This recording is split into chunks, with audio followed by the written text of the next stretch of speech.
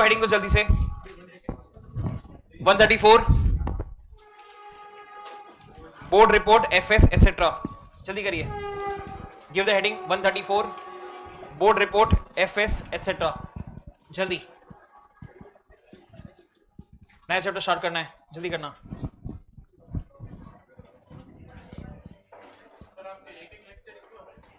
क्योंकि अंधेरी में और बोरीवली के अंदर जो जनवरी बैच है उनका सिलेबस खत्म होने को है, 1-2 चैप्टर ही बचा हुआ है, तो उनका ये वीक में खत्म हो जाएगा, अंधेरी भी बोरीवली भी, फिर आपका होगा साला। सब जगह मैं ही ले रहा हूं।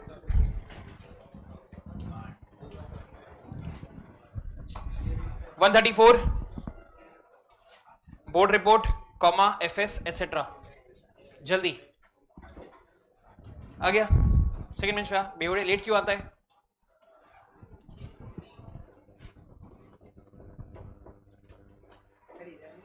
आ जाएंगे। अबे चारों तुम 50-50 किलो के हो, बैठ जल्दी। हाँ देख ले भाई, हाँ ध्यान से थोड़ा सा। स्टार्ट करते हैं। मैं पिछले 6 दिन से जो कर रहा हूं आपको बताया तो एक बार, आज 7वां दिन जाएगा, कल का दिन भी जाएगा 8वां। पिछले 6 अटेम्प्ट से, 6 भी नहीं 7 अटेम्प्ट से कौन से सेक्शन से कौन सा क्वेश्चन कितनी बार आया, एमसीक्यू में आया, डिस्क्रिप्टिव में आया, कितने मार्क का आया, ऐसा मैं कंपाइलेशन कर रहा हूँ। 7 दिन हो चुके हैं, 2 दिन और जाएंगे, शायद 8-9 दिन जाएंगे मेरे को, और रेडी हो जाएगा मेरे पास आई थिंक परसों तक। तो मैं आपको वो भी दे दूंगा, जिससे आपको आइडिया आ जाएगा कि यार इस टॉपिक से इतनी बार क्वेश्चन आया, ये सेक्शन से इस टॉपिक के अंदर इतनी बार क्वेश्चन आया, एमसीक्यू आया, डिस्क्रिप्टिव आया, कितने मार्क्स का आया, जो मार्केट में अवेलेबल कहीं नहीं है, मैं ही दूंगा आपको। जो बहुत ज़्यादा काम होगा जनवरी वालों के लिए, तुम लोगों के लिए बहुत ज़्यादा काम का होगा, क्योंकि जो उसके बाद वाले अटेम्प्ट है जो May 26 वाले हैं, तब तक तो और चेंज हो जाएगा ना, बट जनवरी के it will be very calm का। तो मैं May 25 जो अटेम्प्ट गया वहाँ तक के सारे क्वेश्चंस ऑलरेडी कर चुका हूँ।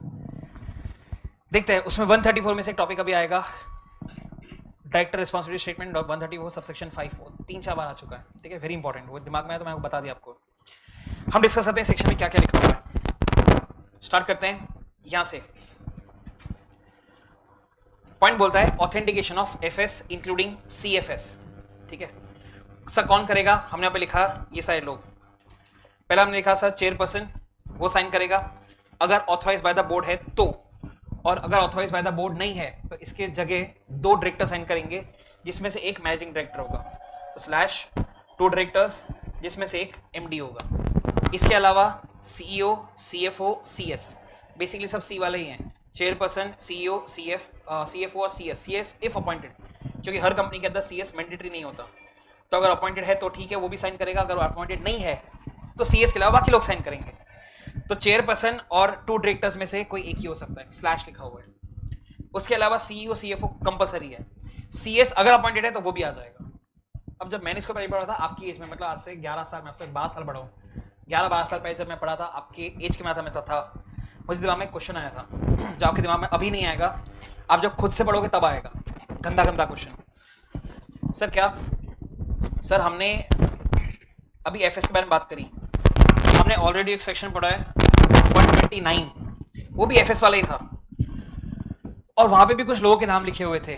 अगर वहां के लोगों की को अगर याद करें तो वहां पे लिखा हुआ था WTD in charge of finance, CFO वहां पे भी लिखा था, एक MD भी लिखा हुआ था, और any other person authorized by the board, वो भी एफएस की बात कर रहा था, ये भी एफएस की बात कर रहा है। वहां महाकसम वाले लोग थे, यहाँ महाकसम वाले लोग हैं। सर ऐसा कैसे? वो प्रिपरेशन था, ये साइनिंग है। आधे लोगों को समझा नहीं क्या भौका। That was with respect to responsibility of preparation. तो प्रिपरेशन के अंदर वो लोग थे, MD, WTD in charge of finance, CFO, any other person authorized by the board, उनकी रिस्पांसिबिलिटी है प्रिपेयर करने की, और उन्हीं के लिए पेनल्टी भी था। यहां पे हम बात करें साइन करने की, दैट इज ऑथेंटिकेशन। तो ये ऑथेंटिकेशन ऑफ एफएस है, that was preparation of FS, but दोनों में सिर्फ इतना सा ही फर्क है। यहां पे एक और पॉइंट भी है विच इज इसके जैसा ही, जो मुझे सेक्शन में लिख रहा है बोर्ड रिपोर्ट एफएस एटसेट्रा। तो एफएस का सिर्फ एक ही पॉइंट है, बाकी सारे पॉइंट बोर्ड रिपोर्ट के ही हैं, इसका प्राइमरी नाम is board report. Question is sir board report को कौन ऑथेंटिकेट करेगा? तो यहाँ पे जो फर्स्ट रो है वहां पे वो सेम है और इसके अलावा बाकी ना वहां पे नहीं है। मतलब बोर्ड रिपोर्ट को ऑथेंटिकेट करेगा chairperson if authorise by the board, if not दो डायरेक्टर्स में से एक एमडी होगा। खत्म। नीचे आते हैं, कौन क्या साले, ये रहा, वहां कसम लिखा ही नहीं मैंने, ऐसा तो हो ही नहीं सकता। ये रहा, signing of board report, chairperson if authorise by the board, नहीं तो 2 डायरेक्टर्स, इसमें से एक एमडी होगा if chairperson authorise by the board. तो यहाँ की जो फर्स्ट रो है वो बोर्ड रिपोर्ट में ऑथेंटिकेशन है। तो दोनों पॉइंट ऑथेंटिकेशन के हैं, ये वाला पॉइंट भी ऑथेंटिकेशन ऑफ एफएस और वो वाला पॉइंट भी साइनिंग मतलब ऑथेंटिकेशन ऑफ बोर्ड रिपोर्ट। ठीक है, फर्स्ट रो इज सेम। ठीक है, ये एक पॉइंट हो गया सर। ओपीसी में क्योंकि हम लोग पढ़ चुके हैं सर एक डायरेक्टर भी सफिशिएंट है, तो उसमें ओपीसी अकेला डायरेक्टर साइन करेगा तो भी चल जाएगा। नीचे audit report board report shall be attach with every FS, her financial statement के साथ ऑडिट रिपोर्ट बोर्ड रिपोर्ट भी जाएगा, अपन देखेंगे इसको अपन। नीचे सिर्फ नॉलेज के लिए ऑब्वियसली याद नहीं करना, दैट इज बोर्ड रिपोर्ट के कंटेंट्स कि सर बोर्ड रिपोर्ट में क्या क्या होता होगा अंडर सेक्शन 134 रियल वर्ल्ड के अंदर। तो सारे पॉइंट्स मैंने यहाँ पे लिखे हुए हैं जो जो बोर्ड रिपोर्ट के अंदर होता है।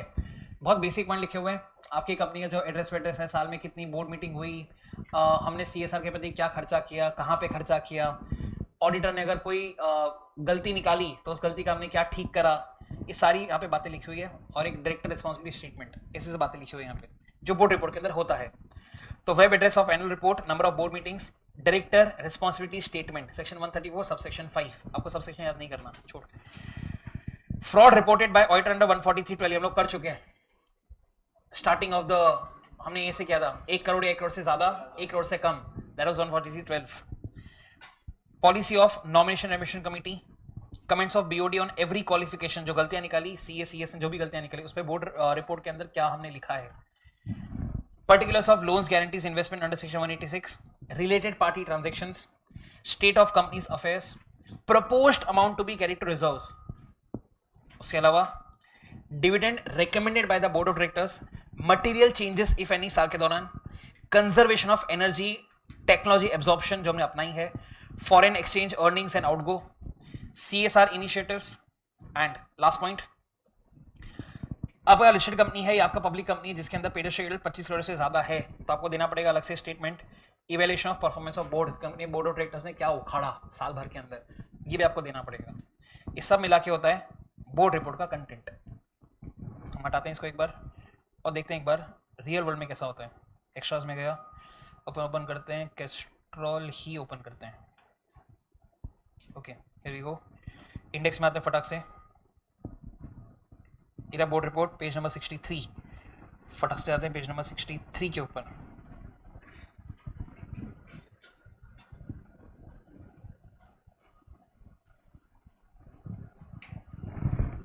ये कौन सा पेज है? 72, थोड़ा सा ऊपर जाना पड़ेगा। Okay here we are, board report. ठीक है, रियल वर्ल्ड में ऐसा दिखता है। एड्रेस वैकेंसी शेयर होल्डर्स को रिपोर्ट करा हुआ है।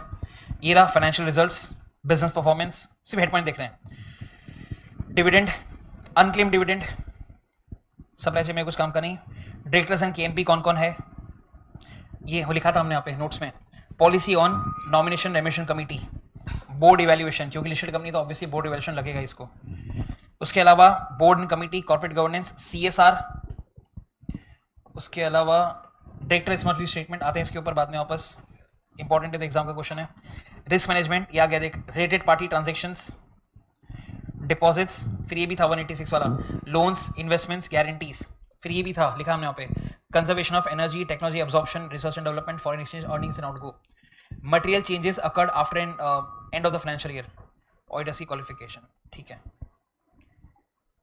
ये आपके सिलेबस में नहीं है, ये हम सीएस वालों को पढ़ाते हैं, आपके सिलेबस में भी होना चाहिए। आई डोंट नो नहीं है कि सर पॉश करके एक एक्ट होता है जिसके अंदर ऐसा लिखा हुआ है कि अगर किसी भी फीमेल ने, male we don't give a damn, female women empowerment, कैसा कोई भी केस आया जहाँ पे विमेन कंप्लेन फाइल कर रही है किसी मेल के अगेंस्ट के अंदर, ऑफिस के अंदर कुछ गड़बड़ हुआ तो भी रिपोर्ट करना पड़ता है। कितने केसेस आए, कितने केसेस रिजॉल्व हुए, वो सब रिपोर्ट करना पड़ता है। पर आपके सिलेबस में नहीं तो छोड़, दैट्स इट। ये देख, मैं तो ये ढूंढ रहा था। On behalf of board of directors, managing director, CFO and whole time director, place date ऐसा करके लिखा हुआ है, ठीक है। सही से कंक्लूड क्या हुआ, अपना ऑथेंटिकेशन वाला पॉइंट कन्वर्ट खत्म हो गया। ऑथेंटिकेशन ऑफ बीओडी के अंदर, साइनिंग ऑफ बीओडी के अंदर तो चेयरपर्सन था या 2 डायरेक्टर, इसमें से एक एमडी होना चाहिए था, है ना जकीरा? 2 डायरेक्टर हैं, उसमें से एक एमडी है, हमने रिकंसिडर कर लिया, ठीक है। तो एनेक्शर्स हैं, तो वापस यहाँ पे आते हैं। तो इतने सारे पॉइंट्स ऑब्वियसली याद एक भी नहीं करना आपको, पर आपको पता होना चाहिए कि हाँ ये सब बोर्ड रिपोर्ट में होता है। याद करने वाला point obviously is this MCQ, ठीक है। हटा दें इसको, आता है सर यहाँ पे इस 134 में से एग्जाम में यही आता है। थ्योरी क्वेश्चन के अंदर 4 मार्क का भी आ चुका है, 5 मार्क का भी आ चुका है, 6 मार्क का भी आ चुका है, सुपर डुपर इंपॉर्टेंट, ठीक है। 134 सबसेक्शन 5 डायरेक्टर रिस्पॉन्सिबिलिटी स्टेटमेंट।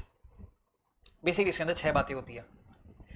याद करने के लिए उसको मैंने ऐसा तरीका बोल रहा हूँ बोलने का, AR AP AL AS, वापस भोंकता हूँ, AR AP AL AS sir म्हणजे 6 में से 4 बातें बोली सर, म्हणजे AP से स्टार्ट करते हैं। AP stands for accounting policies.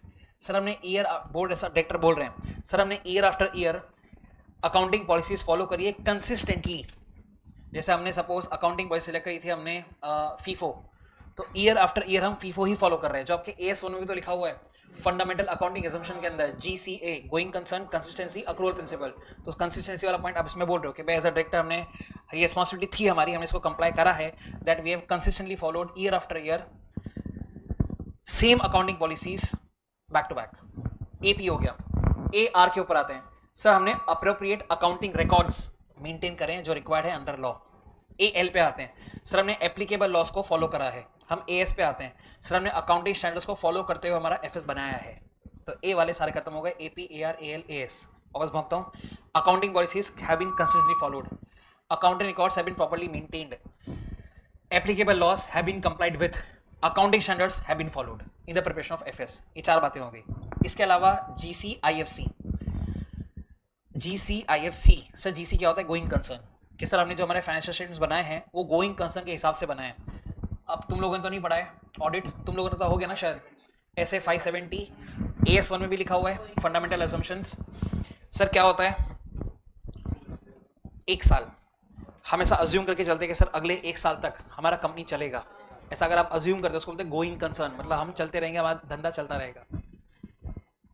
Account जब आप बनाते हो आपके पास 2 ऑप्शन होते हैं, एक होता है गोइंग, सिलेबस में नहीं आपके, मैं एक्स्ट्रा पढ़ा रहा हूँ, एक होता है इस लॉ में नहीं है, एक गोइंग कंसर्न असम्पशन होता है और एक लिक्विडेशन बेसिस होता है।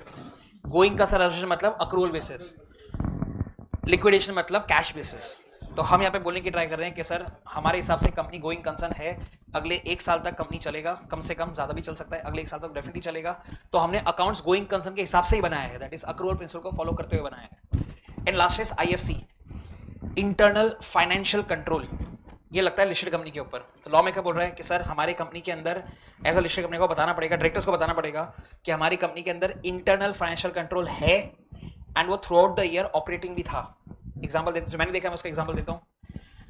2018 में जब मैं ऑडिट करा था SBI में सूरत ब्रांच का मैं ऑडिट करा था एज अ स्टैट्यूटरी ऑडिटर। अब बैंक में कैसा होता है, जैसे अपने आप निकलते हैं बाहर तो एक कोटक का बैंक है, अब पूरे मुलुंद एरिया के अंदर कम से कम 3 या 4 कोटक के ब्रांचेस होंगे। उनमें से एक होता है, उसको अपन बोलते हैं करेंसी चेस्ट। करेंसी चेस्ट मतलब उन पूरे एरिया का सबसे हेड ब्रांच, सो करेंसी चेस्ट बोला जाता है।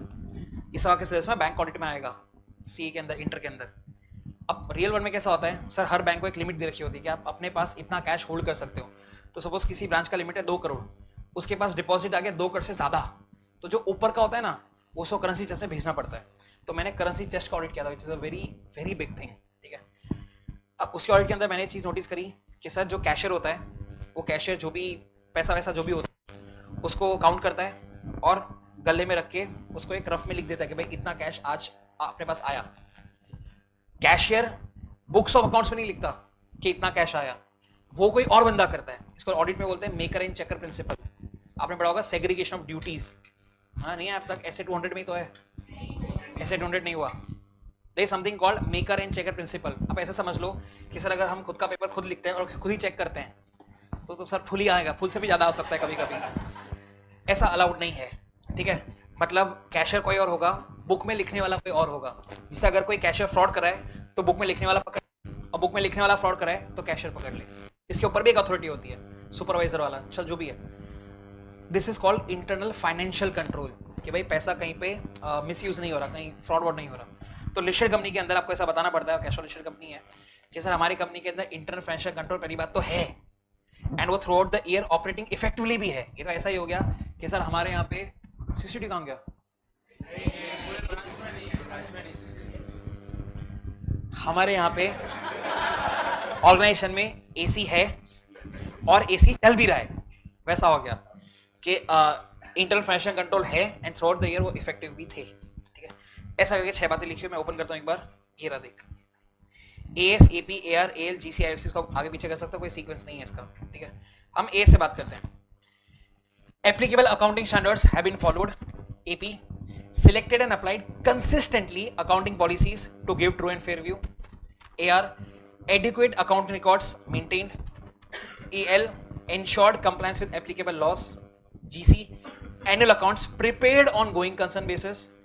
IFC, in case of listed company, internal financial controls are adequate and were operating effectively.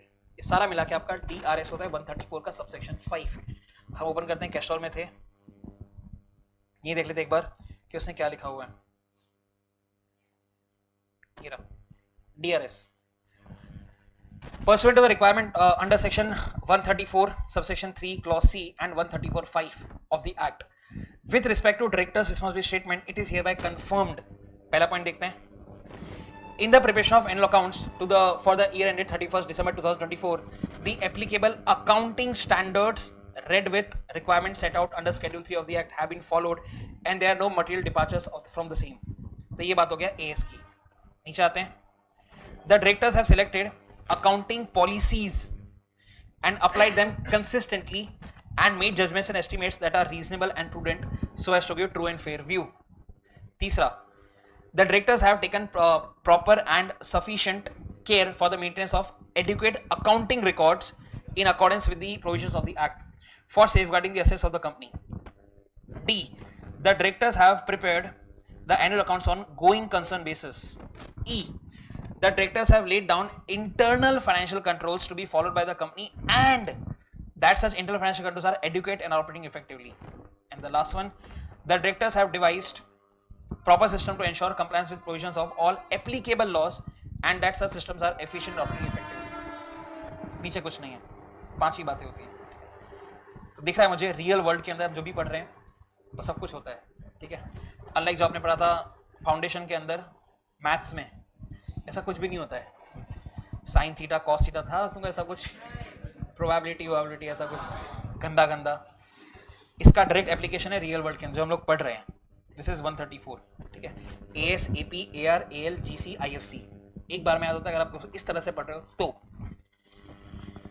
अपनी स्पीड से पढ़ लो एक बार, मैं फिर फटाक से आगे बढ़ जाऊंगा। I'll wait, बस कुछ बचा नहीं 134 के अंदर। अपनी स्पीड से एक बार देख लो। I'll wait, तब तो मैं इसको चार्जिंग में रख देता हूँ।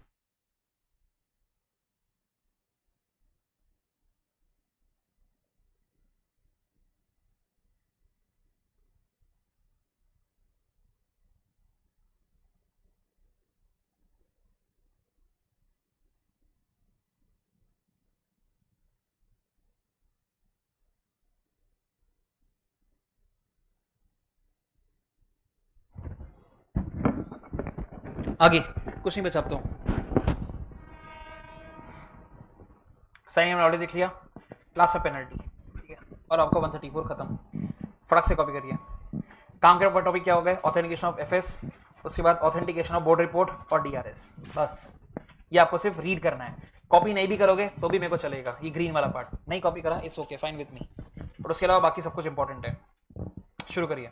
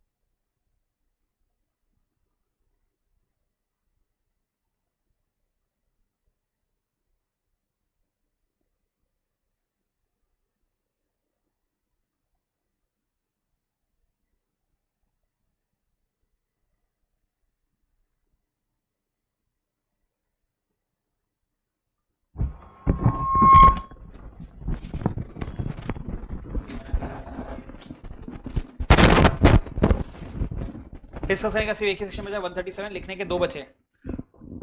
136 हो गया क्या बाकी है? डिस्कस भी नहीं करा घंटा।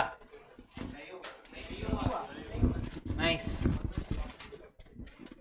अच्छा हाँ, लास्ट में 3 घंटा तो अपने एक ही सेक्शन करा। Nice nice.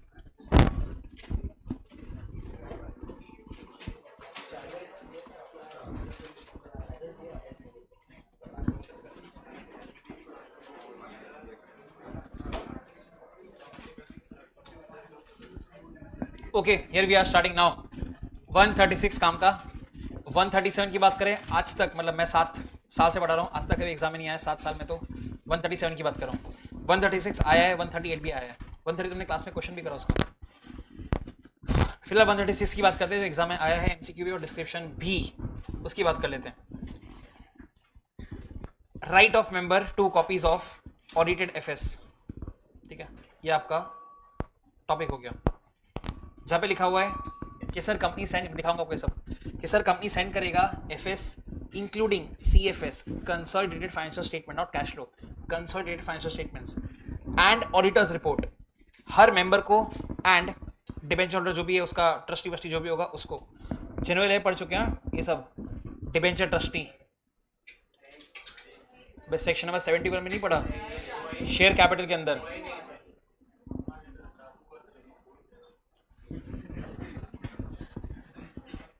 ठीक है, करवा दूंगा मैं। तो कंपनी का ऑब्लिगेशन हो गया कि सर हर मेंबर को आप एफएस, सीएफएस, ऑडिटर्स रिपोर्ट भेजोगे, लिखा हमने एवरी मेंबर। डिबेंचर ट्रस्टी का मतलब बताया था ऊपर से, बिकॉज कराए अपने सेक्शन 71 अब तक। सपोज मेरी कंपनी ने, मैं रिलायंस, मेरी कंपनी ने डिबेंचर्स इशू करें, आप सबने डिबेंचर्स सब्सक्राइब करें, आप सबको बोलेंगे डिबेंचर होल्डर्स। अब मुझे आपसे बात करनी होगी, आपको मुझसे बात करनी होगी, तो आप थोड़ी एकदम एक साथ आ जाओगे आप बात करने के लिए, नहीं, आप सबका एक रिप्रेजेंटेटिव होगा। जैसे क्लास के अंदर सीआर होता है, वैसे आप सबका एक रिप्रेजेंटेटिव होगा, उसको बोलते हैं डिबेंचर ट्रस्टी। डिपॉजिटर्स में भी होता है डिपॉजिटर ट्रस्टी, जो सबको रिप्रेजेंट करता है, तो उसको बेसिकली भेजना है आपको FS, CFS, auditors report. Sir कब भेजना है? मीटिंग होने वाली है उसके 21 दिन पहले, ये रहा, at least 21 days before the meeting. तुम लोग पढ़ चुके चैप्टर नंबर 7 जनवरी वालों, मैनेजमेंट एडमिनिस्ट्रेशन हो गया ना, हाँ, उसमें हमने पढ़ा होगा सेक्शन नंबर 101 के अंदर at least 21 clear days. Thing is यहाँ पे क्लियर नहीं है, लॉ मेकर ने 21 ही लिखा हुआ है, ऑल्दो उसका मतलब वो क्लियर वाला ही हुआ, पर उसने लिखा नहीं है, ठीक है। तो कम से कम 21 दिन, आप लोगों को नहीं पता क्लियर क्या होता है, इग्नोर। सर कम से कम 21 दिन बिफोर द मीटिंग आपको ये सब भेज देने का। हम मेंबर्स की बात करते हैं, मेंबर्स को, that is FS, CFS and auditors report, ठीक है। सर अगर हमको मीटिंग अर्जेंट में करनी है और मेरे पास 21 दिन ना हो तो, बोले कोई बात नहीं, 21 दिन से कम में भी चलेगा, पर कंसेंट होना चाहिए। अगर कंपनी विद शेयर कैपिटल है तो मेजोरिटी मेंबर्स का कंसेंट, वो has 95% of the share capital. Sir company without share capital है, मतलब कंपनी लिमिटेड में गारंटी वाला केस है, तो 95% ऑफ वोटिंग पावर, ये नीचे। अगेन जो लोग पढ़ चुके हैं सेक्शन 101 में भी यही लिखा हुआ है, शॉर्ट नोटिस वाला सेम ही है, रिकंसाइल्स विद 101। तो इतने लोगों का कंसेंट है तो 21 दिन से कम में भी काम चल जाएगा। बाकी लॉ मेकर बोलता है कम से कम 21 दिन, कम में करना है तो इतने लोगों का कंसेंट होना चाहिए। हो सकता है आपको डाउट यहाँ पर आए, तो मैं बता देता हूँ। मेजोरिटी मतलब बात करें हेड काउंट की, तो यहाँ पे क्लास में दिख रहे हैं मुझे सपोज अराउंड 50 बच्चे, तो 50 में से 26 हाँ बोलने चाहिए। उन 26 के पास 95% of the paid share capital होना चाहिए, मतलब वी हैव ड्यूअल रिक्वायरमेंट्स, ठीक है। हेड काउंट भी है और वैल्यू भी है, बोथ वाइज। यहाँ पे से वोटिंग पावर वैल्यू वाइज, ठीक है। नीचे आते हैं एक बार, यहाँ पे in case of listed companies it is sufficient if copies are made available for inspection at register office during working hours at least 21 days before the meeting. दूसरा, statement containing salient features मतलब main points of such document is sent to member या debenture trustee in form number AOC3 at least 21 days before the meeting. ठीक है, पहले एक बार देखते हैं फिर आगे वापस बात करते हैं। हटाया मैंने इसको, फटाक से हम गए जीमेल में, टाइप करते हैं फटाक से नोटिस सिर्फ। वे तो वैसे भी जनरल मीटिंग आने का टाइम हो गया, सितंबर एंड तक सब जनरल मीटिंग होती है, तो काफ़ी सारी नोटिस आई हुई होगी। देख लेते कोई भी एक ओपन करके। ये देख लेते हैं। Notice of fourth annual general meeting of Life Insurance Corporation of India to be held on Tuesday, August 26, 2025 at 11:30 a.m. through video conferencing या other audio visual means, along with annual report in FY 24-25. ये रहा उसके अंदर। अब देखा जो हम पढ़ रहे हैं ना, that is this notice of convening fourth AGM। इसके अलावा एनुअल रिपोर्ट, इस एनुअल रिपोर्ट के अंदर ही तो वो सब होता है, फाइनेंशियल स्टेटमेंट्स हमने देखा है कैस्ट्रॉल के अंदर। इसका भी देख लेते एक बार, ओपन करा मैंने, ठीक है, नेट कनेक्ट करना पड़ेगा, मैं फटाक से कैस्ट्रॉल का देख लेता हूँ, लेट्स सेव टाइम। हम आ गए यहाँ पे, कैस्ट्रॉल ओपन ही है, ये रहा। इसके अंदर एफएस, ये रहा सर, 3 बातें लिखी हुई थी, उन 3 बातों के अंदर ये पूरा मिला के आपका हो गया एफएस, ये पर्पल वाला, this is your FS, this is auditors report, ठीक है। फिर इसी एफएस के अंदर सीएफएस भी आ गया ऑब्वियसली, और ये तीनों ही भेजना होता है, ठीक है। तो हम अगर उस लिंक पे अगर क्लिक करते तो ये ओपन होता। फटाक से देख लेते एक बार पेज नंबर 159 में जाके।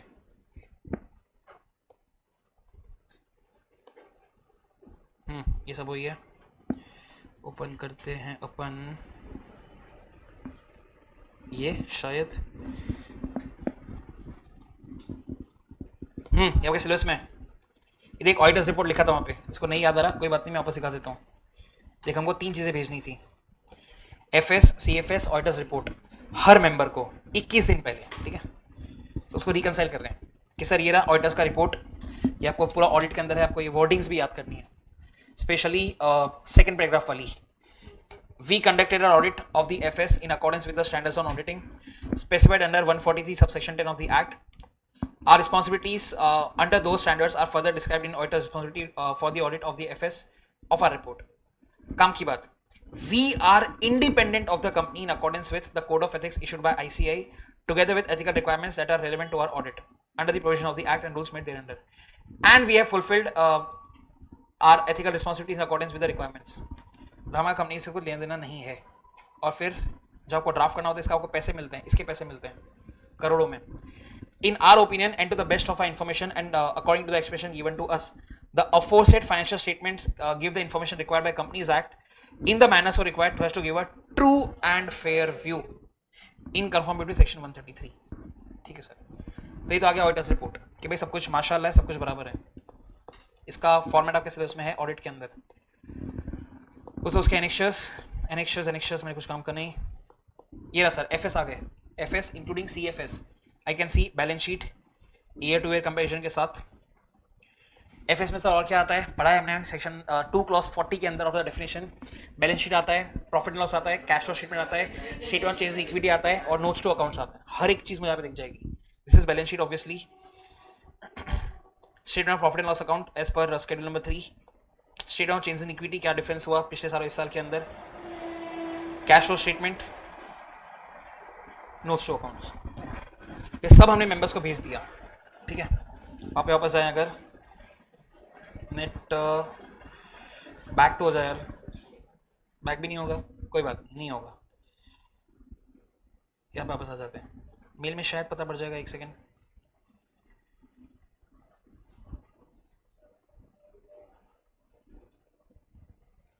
मेल खुला था मतलब पहले तो नेट था ना, नहीं तो मेल खुला कैसे? अब नहीं खुला तो नेट चला गया, ऐसे कैसे हो सकता है? तो मेल कैसे ओपन हुआ, जीमेल कैसे खुला? हाँ, आपको समझ में क्या बोला? कोई इग्नोर हाई लेवल इग्नोर।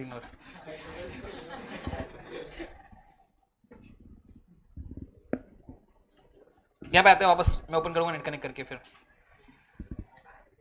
नीचे सर लिस्टेड कंपनी में ऐसा क्यों लिखा कि आप उनको बेसिकली देख, नीचे वो लिख रहे हैं mode of sending FS listed company के लिए। ये रहा सर, क्या लिखा है यहाँ पे कि उनको आप ये सब इलेक्ट्रॉनिक मोड में भेज सकते हो। लॉजिकली सोचना, पहले सब प्रोविजन नहीं थे। मैं जब बात करूँ, जब आपके पेरेंट्स, मेरे पेरेंट्स जब इन्वेस्ट करते थे उस टाइम की बात करें, घर पे ऐसा फिजिकल कॉपी आता था एनुअल रिपोर्ट का। आपके घर पे भी होगा, अपने पेरेंट्स से बात करना, आपको दिखाएंगे। मेरे पास तो कितनी सारी एनुअल रिपोर्ट पड़ी हुई है, रिलायंस की, टाटा की। नेक्स्ट क्लास में भी लेकर आऊँगा। 400-500 पेज का होता है, पूरा कलरफुल होता है। Just imagine the cost of making the book, printing the book, sending them by post. हम रिलायंस की बात करें सर, 20 करोड़ शेयर होल्डर्स हैं, 20 करोड़ शेयर होल्डर्स का आप कॉपी छपवाओगे, उनको फिजिकली भेजोगे, कितना खर्चा आएगा, कितना खर्चा आएगा। तो लॉ में क्या बोलता है आज की तारीख में कि सर आप इलेक्ट्रॉनिकली भेज सकते हो। सर किन लोगों को भेज सकते हो?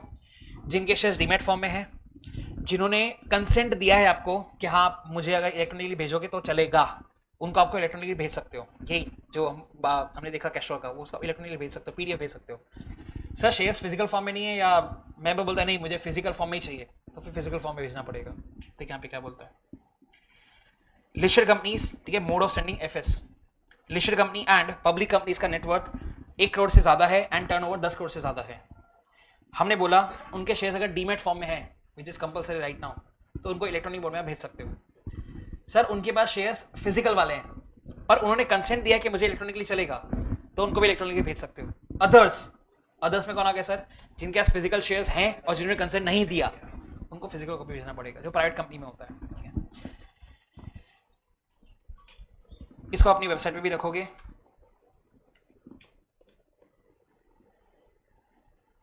ये रहा एफएस प्लस सीएसएफ वेब की वेबसाइट पे भी होगा, देख सकते हैं यहाँ पे।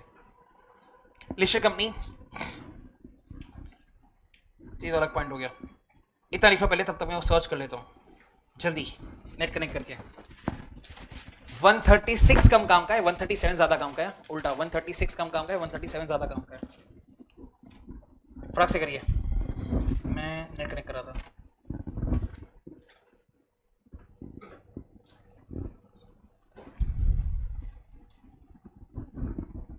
पाने वाला स्क्रीनशॉट ले लो, मैं स्क्रीन हटा रहा हूँ, तुम्हारा तो फिक्स कर देते हैं।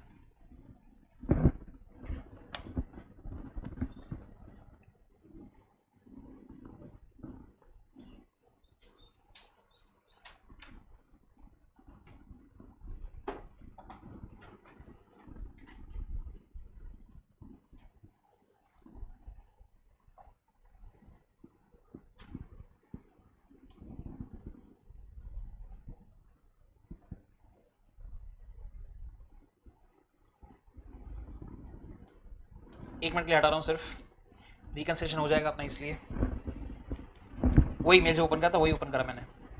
देख यहाँ पे ये जो नोटिस आया था LIC का, उसका डेट ऑफ सेंडिंग आप देखो, आपको दिखेगा वहाँ पे 30 जुलाई, वो ऑरेंज के बाजू में।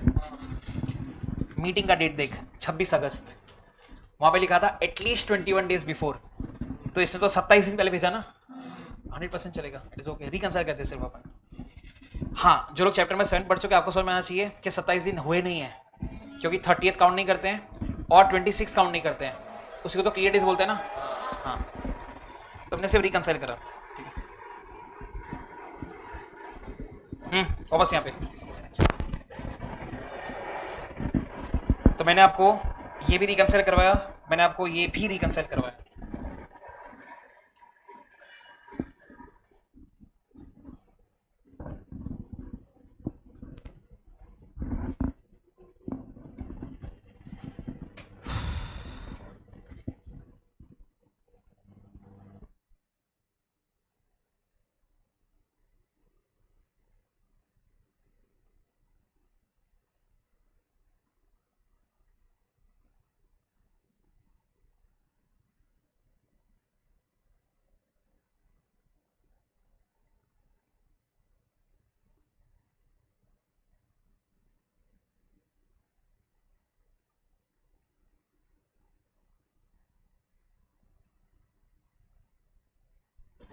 वहां पे लिखा हुआ है एटलीस्ट 21 क्लियर डेज बिफोर, यहाँ पे लिखा है 21 डेज बिफोर, जाएगा तो दोनों साथ में ही, तो ये ऑटोमेटिक क्लियर ही हो जाएगा ना।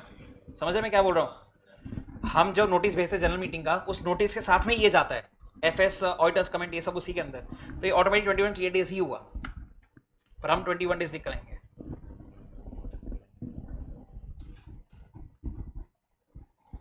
सर भेजने का लॉजिक क्या 21 दिन पहले, कितना ऑब्वियस है। इसको पढ़ने के बाद मेंबर्स मीटिंग में आएंगे, तो इसमें कुछ गड़बड़ी हुई अगर, तो अपना क्वेरी रेज कर सकते हैं वो लोग।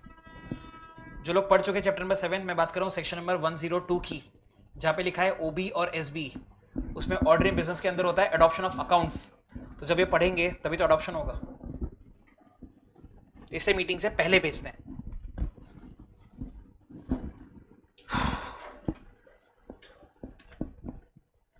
नीचे करो, फ्रीज करके एक और चीज दिखा देता हूँ।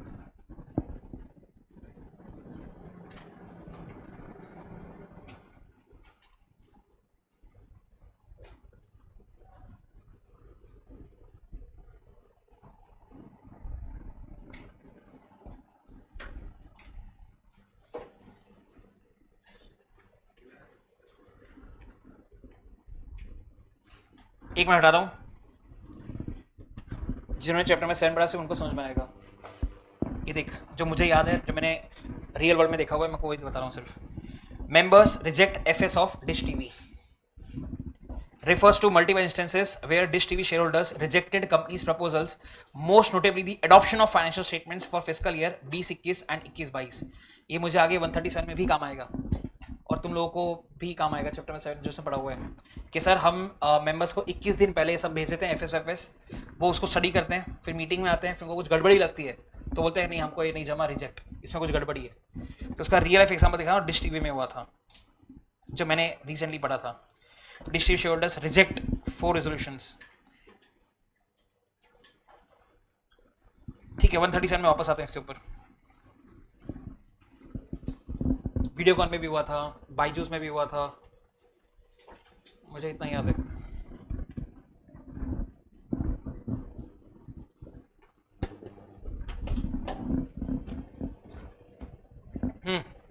ऊपर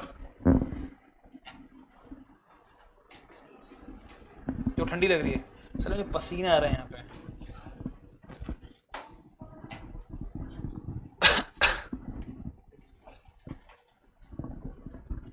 इसको चालू करो, रुक।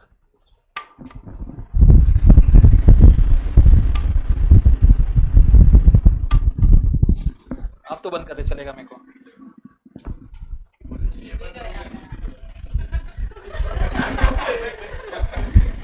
नाइस।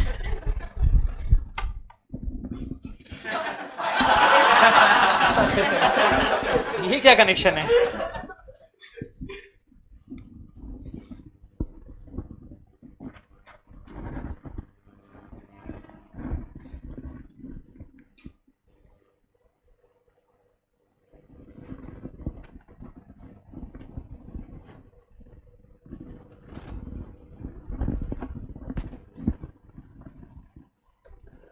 मैं पे मैं लिख देता हूँ, एक सेकेंड।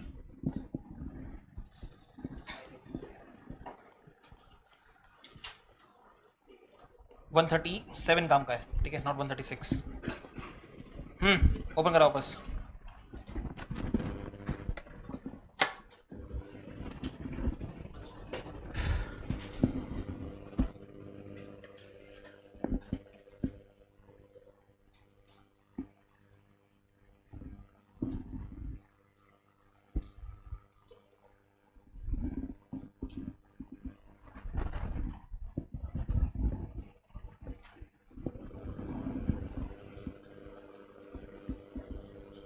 ओ पाजी, क्या हुआ? In case of statement containing salient features, मतलब main points.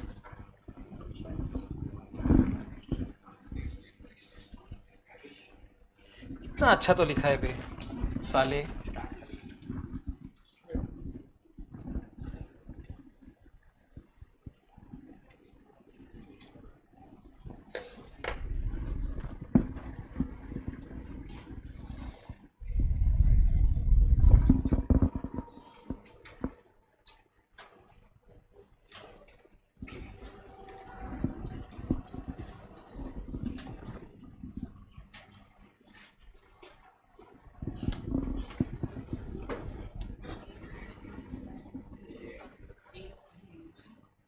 Three. 21 days before the meeting.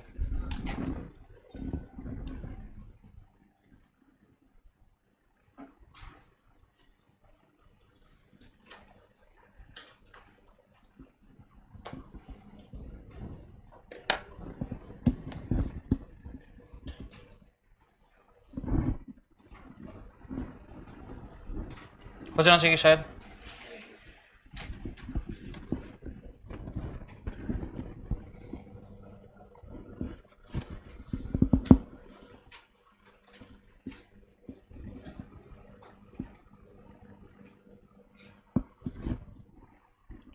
दी तू लेकर आई वो फिजिकल कॉपी होगी, फिजिकल कॉपी है ना? हाँ।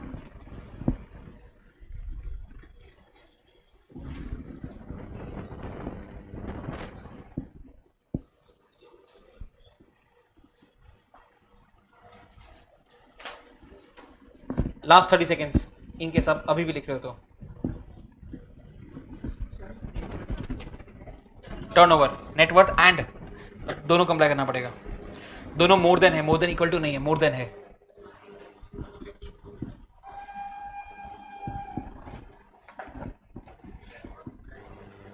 टर्नओवर,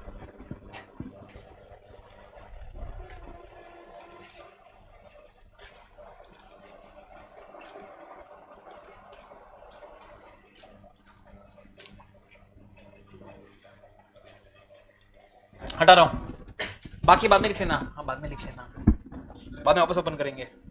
लास्ट पार्ट और 136 खत्म। हम बात करें रिस्पेक्ट टू सर हमारी जो ब्रांचेस, हमारी जो सब्सिडरी कंपनी जो इंडिया के बाहर है उनका क्या करने का। सपोज मेरी सब्सिडरी कंपनी इंडिया के बाहर है, उसकी भी एक सब्सिडरी है। सपोज एग्जांपल लेते हैं, सर मेरी कंपनी की सब्सिडरी है कीनिया के अंदर, उसकी भी एक सब्सिडरी है। अब एज पर कीनिया के लॉस सीएफएस बनाना जरूरी नहीं है या सीएफएस ऑडिट करना जरूरी नहीं है। लॉ में क्या बोलता है, कोई बात नहीं, तो वहां का उनका स्टैंड अलोन एफएस ले, उसको एज इट इज तो अपलोड कर दे। ऑडिट कराना जरूरी नहीं है, कोई बात नहीं, एफएस एज इट इज ले और अपनी वेबसाइट पे अपलोड कर दे, मतलब होल्डिंग कंपनी की वेबसाइट पे अपलोड कर दे। हाँ इतना ध्यान रखना कि अगर वो इंग्लिश लैंग्वेज में नहीं है तो इंग्लिश में कन्वर्ट जरूर कर देना, ठीक है? तो लोगों को पता कैसे पड़ेगा। तो ऐसा यहाँ पे छोटा सा लिखा हुआ है, पढ़ लेते एक बार, पढ़ लेता हूँ। पहले हेड ब्लैक से स्टार्ट हो रहा है। लिस्टेड कंपनी के लिए each subsidiary company incorporated outside India, उसका स्टैंड अलोन तो वेबसाइट पे आएगा ही। ब्रैकेट में लिखा फॉरेन सब्सिडरी की बात कर रहे हैं, लेफ्ट हैंड साइड बात करते हैं पहले। Foreign subsidiary statutory required to prepare CFS under law of country of incorporation, तो बहुत ही बढ़िया बात है। Put such CFS on website of listed company. बाजू में foreign subsidiary not required to get FS audited and hence उसके FS audited नहीं है, कोई बात नहीं। Holding India listed company may put unaudited FS on the website. ध्यान रखने की बात, if FS not in English translated copy in English on the website, unaudited as it is आप डाल दो। नहीं करा तो पेनल्टी लिखा है कंपनी के ऊपर, ऑफिसर के ऊपर, और सेक्शन समाप्त हो गया सर। कॉपी कर सकते हो जी, काम का नहीं है पर हम करें फिर भी।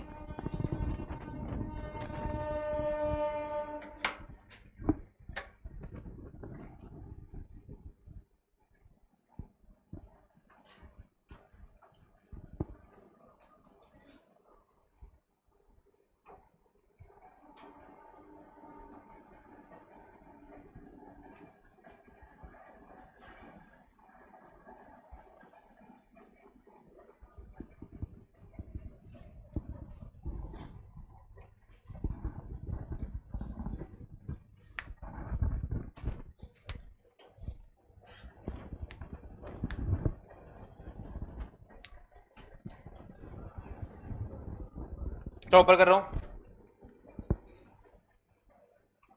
इतना।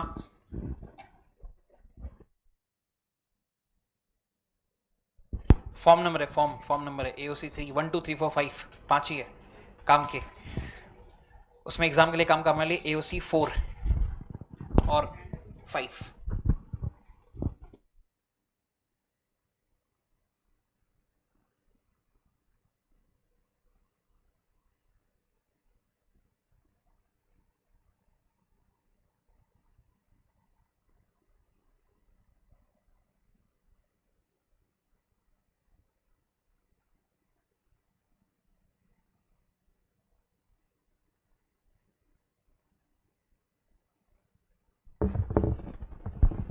We have a company called Tata Limited, उसकी सब्सिडी है सपोज 5 नाम लेते हैं, TCS, Tata Motors, Tata Steel, Tanishq, Titan.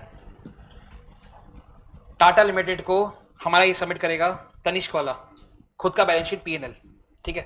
Tanishq के नीचे सपोज ये company called Tanishq Diamonds Private Limited, तो खुद का सबमिट करना इस स्टैंड अलोन फाइनेंशियल स्टेटमेंट्स। मेरे नीचे वाले के साथ क्लब करके सबमिट करना इस कंसोलिडेटेड फाइनेंशियल स्टेटमेंट्स। डिफरेंस हुआ ना? स्टैंड मतलब से खुद का, जिससे टाटा की बात करते हैं, टाटा का खुद का बना, फिर टाटा ने क्लब करा खुद के एफएस के साथ साथ टाइटन का भी, that is CFS, consolidated financial statements. तो सिर्फ खुद का स्टैंड अलोन क्लब करा हुआ कंसोलिडेटेड। तुम लोगों ने पढ़ा होगा AS21 accounts, AS21 CFS।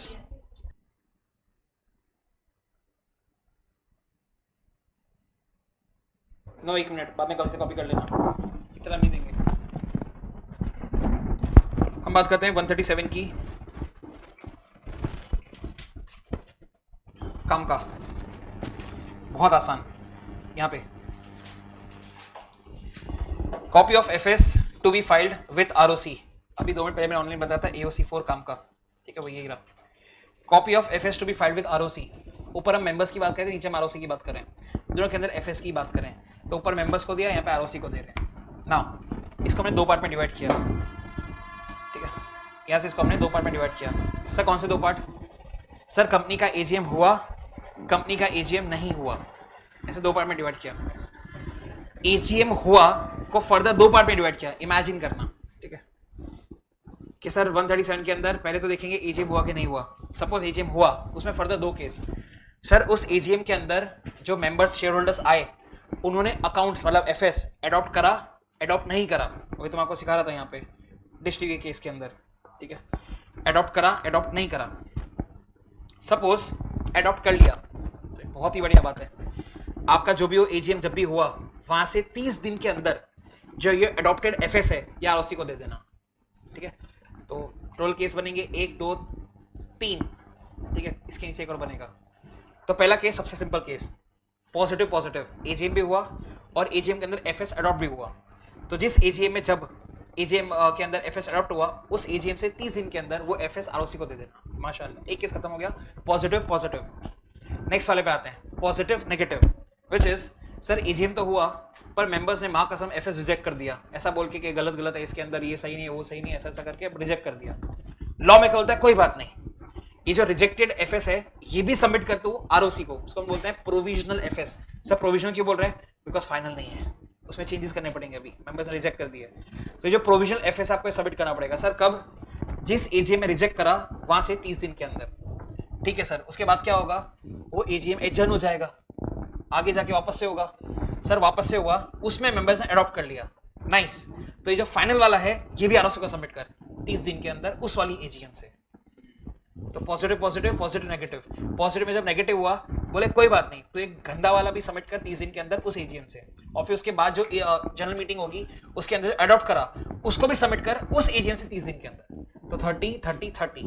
Last case negative negative, Radha I would say only negative. Sir AGM नहीं हुआ, अडॉप्ट करने की बात ही नहीं है, एजीएम नहीं हुआ। लॉ में कहता है कोई बात नहीं, जब एजीएम हो जानी चाहिए थी वहां से 30 दिन के अंदर सबमिट कर, मतलब 30 सितंबर से 30 डेज, मतलब 30 अक्टूबर तक सबमिट कर। सेक्शन खत्म हो गया। ये देख, ओपन करता हूं, 2 पार्ट में डिवाइड किया। पहले इस पार्ट की बात करते हैं, एजीएम हेल्ड, उसके अंदर हम बात करते हैं पॉजिटिव के अंदर पॉजिटिव की। FS adopted, file with ROC with in 30 days, उस एजीएम से 30 दिन के अंदर आप फाइल कर दो उसको आरओसी के पास। बाजू में FS not adopted, file within 30 days of AGM to ROC such provisional FS. उसके बाद when adopted in adjourned AGM, file with ROC within 30 days. बाजू में आते हैं, AGM not held, file with ROC within 30 days of last date for holding AGM which is 30th September, plus reasons for not holding AGM। मतलब पूरे section में सब जगह 30 तो है, तो कितना आसान है याद करना। जिन्होंने चैप्टर 7 पढ़ लिया एनुअल रिटर्न वाला, वहां पे सेम लिखा हुआ है पर वहां पे 60 डेज है। कितना दर्द है तुम्हारे जीवन में, कितना दर्द है। तुम जब तक चीजों को कनेक्ट करके नहीं पढ़ोगे तुम रट्टा ही मार रहे हो सर। 1 मिनट, पुराना वाला नोट्स ओपन करता हूँ, इसमें 92 में जाता हूँ। ये रहा 92, देख यहाँ पे पढ़ा नहीं अपन अब तक, दूसरा चैप्टर है, इन लोगों के लिए पढ़ा रहे हैं। एनुअल रिटर्न MGT 7 आरओसी को सबमिट करना। देख क्या लिखा, with in 60 days from AGM if held, with in 60 days from last return AGM जब हो जानी चाहिए थी which is 30th September if not held, plus reasons for not holding AGM. इसमें वाला केस नहीं आया प्लस माइनस वाला। सर क्यों?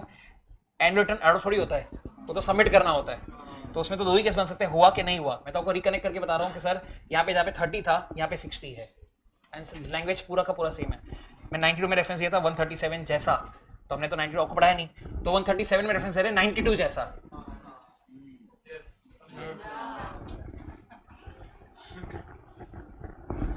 यहाँ भी लिखा होगा रे, नहीं लिखा, कोई बात नहीं।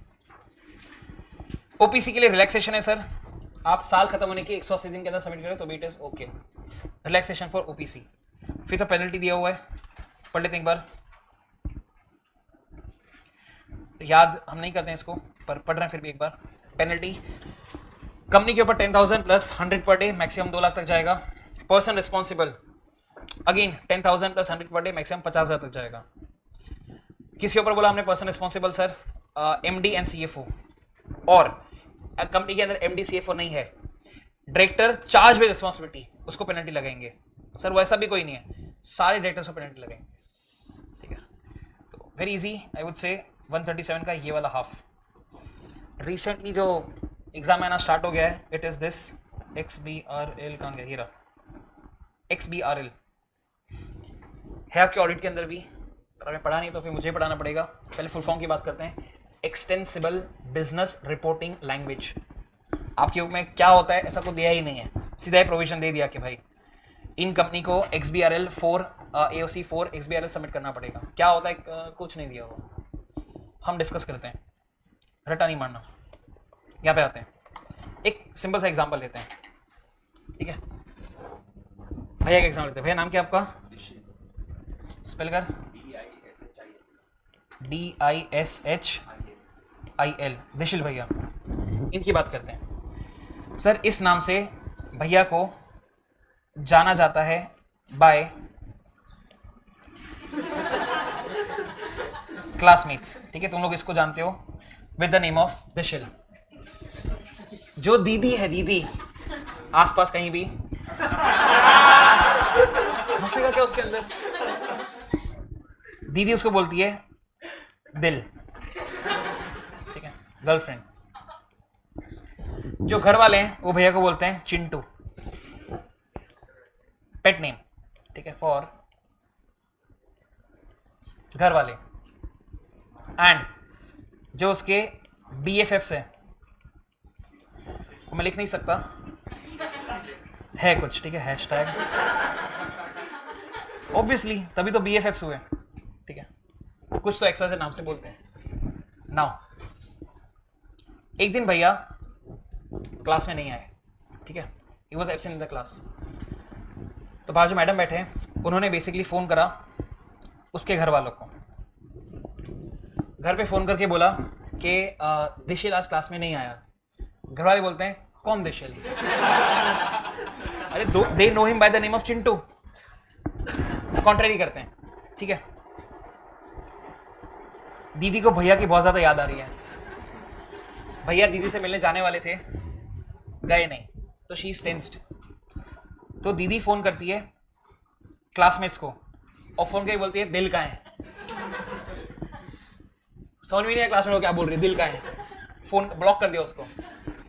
मतलब बहुत सारा कंफ्यूजन है सर, बिकॉज एक ही आदमी को, ये आदमी इसी आदमी को इस नाम से, इस नाम से, इस नाम से और इस नाम से, एग्जाम्पल भी दे सकता, इन्हीं नाम से बुलाया जा रहा है, and hence it is creating a confusion. Same हो रहा है सर हमारे अकाउंट्स के अंदर। हम एज अ कंपनी सेल कर रहे हैं on credit to this person. इस पर्सन को बोला जा रहा है by some of the companies as debtors, by some of the companies as receivables, by some of the companies as accounts receivables. Now the problem that we are facing is as an investor, इसका commerce background इतना अच्छा नहीं है CA में जितना। अब वो अगर लाइन टू लाइन कंपेयर कर रहा है दो कंपनी के बीच में, रिलायंस वर्सेस टाटा, रिलायंस में लिखा हुआ है डेटर्स और दूसरी वाली कंपनी बाजू में लिखा हुआ है टाटा के अंदर लेट्स से अकाउंट्स रिसीवेबल, उसको पता ही नहीं पड़ेगा कि दोनों एक ही चीज तो है सर। फिर वो कंपेयर कर रहा है रिलायंस टाटा, बाद में अडानी, अडानी में लिखा है मार्केट रिसीवेबल्स, वो डेटर्स ही ढूंढे, डेटर्स कहाँ है, वहाँ का कंपनी डेटर्स ही नहीं है। Very difficult basically to understand the FS। हमारे लॉ में क्या बोलता है, लेट्स ब्रिंग अपॉन XBRL, जिसके अंदर हमने सब कंपनी को बोला कि आप सिर्फ डेटर्स वर्ड यूज करोगे, तो hell with your indigenous names of receivable, account receivable. अब हर कंपनी के अंदर यही नाम चलेगा आपके एफएस के अंदर, टू ब्रिंग अपॉन यूनिफॉर्मिटी। ये उसका बैकग्राउंड हुआ, आपके सिलेबस में नहीं है, मैंने पढ़ा दिया। अब वो किस कंपनी को लगता है आपके सिलेबस में इतना सही है सर? ऑब्वियसली मैंने एग्जांपल उसका ही लिया, लिस्टेड कंपनी। मैंडेटरी है बिकॉज उसी के इन्वेस्टर्स ये सब इन्वेस्ट करने से पहले देखते हैं। तो लिस्टेड कंपनी या फिर company with paid share capital more than equal to 5 होगा, या फिर company with turnover more than 100 होगा, या ऐसी कोई कंपनी इसको इंडेक्स लगता है, उनके लिए this is mandatory. XBRL follow करना, उसी की लैंग्वेज फॉलो करना। FS in all documents in form number AOC 4 XBRL। नीचे क्या लिखा है फॉरएवर सर? एक बार आपको XBRL लग गया, फिर भले अगले साल लिमिट में नहीं आते तो भी आपको XBRL ही लगेगा। तो एक बार इसमें फंस गए तो फॉर एवर आपको XBRL लगेगा। लास्ट में बहुत ही ऑब्वियस पॉइंट सर, ये XBRL का फॉर्मेट नहीं लगेगा NBFC को, HFC को, बैंकिंग को, इंश्योरेंस कंपनी को, उनका खुद का फॉर्मेट है। तो नॉन बैंकिंग फाइनेंशियल कॉर्पोरेशन नहीं आपके सेल्स में क्या होता है तो छोड़, HFC हाउसिंग फाइनेंशियल कॉर्पोरेशन नहीं अपने सेल्स में छोड़, बैंकिंग इंश्योरेंस कंपनी उनका खुद का फॉर्मेट है। खत्म सेक्शन। इतना सही है, कर सकते हैं आप कॉपी फटाक से, वेरी इजी।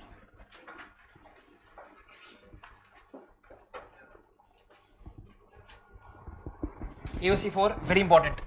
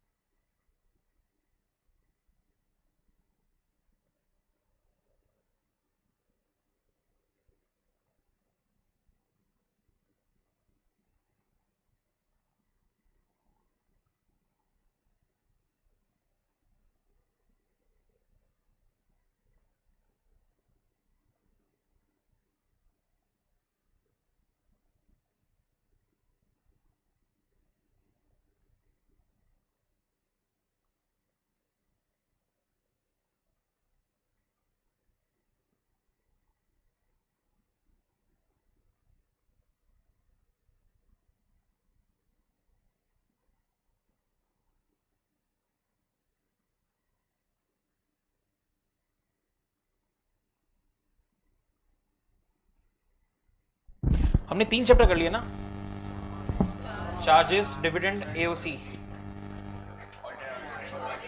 वो तो आधा ही करा, 90% करा।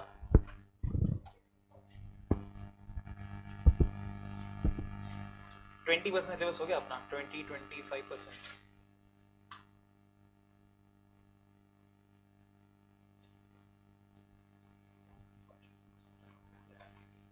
आराम से आधे सितंबर में हो जाएगा।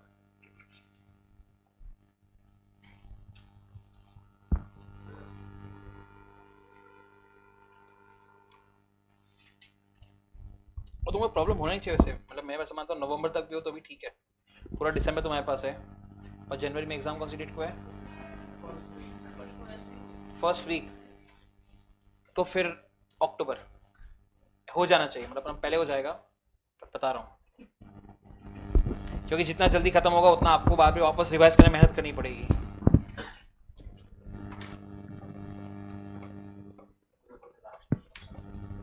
मेरा तो उससे पहले ही हो जाएगा।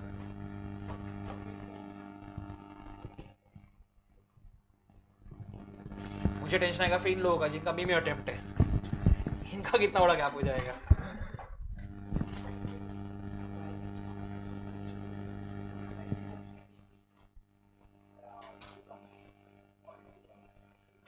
कौन से सर? प्रज्ञेश सर? अभी कहाँ है प्रज्ञेश सर? कब आएंगे पता नहीं, मैं कांटेक्ट में नहीं उनके साथ। ए क्या खे करती रहती है पागल लड़की।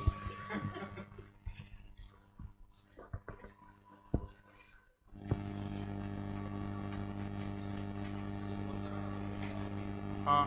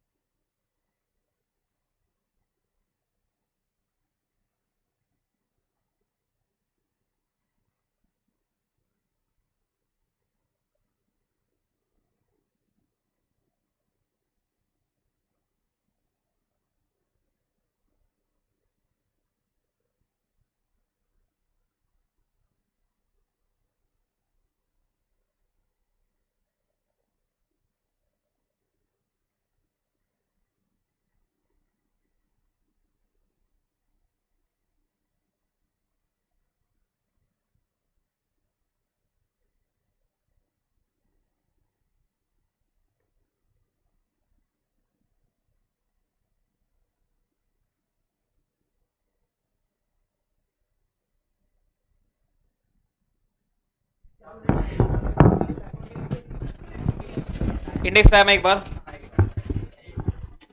मॉड्यूल नंबर 2 की बात करते हैं।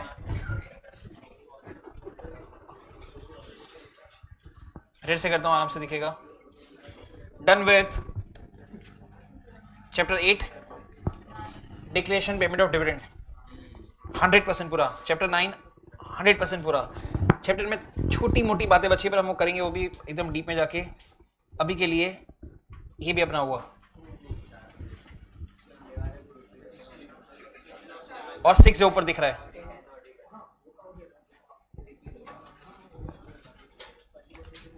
इतना we are done already. 4 chapters out of 15 that we have. ठीक है,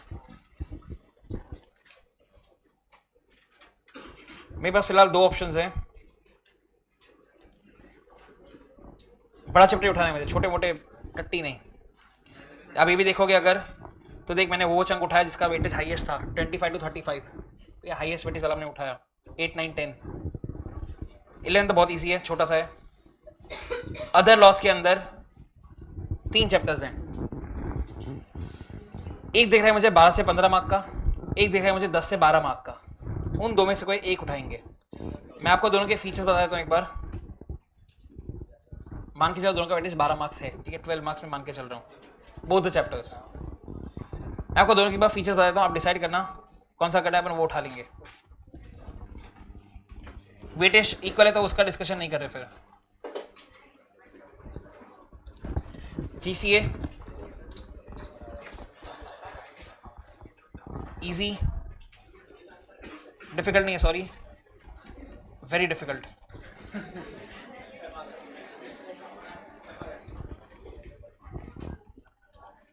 रट्टा, लॉजिक,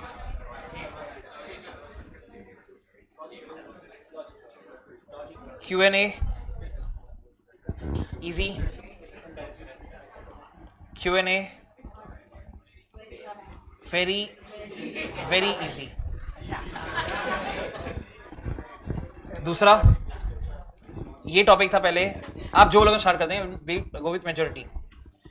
फेमा आज से 3 दिन पहले की बात करें अगर, it was a part of CA final.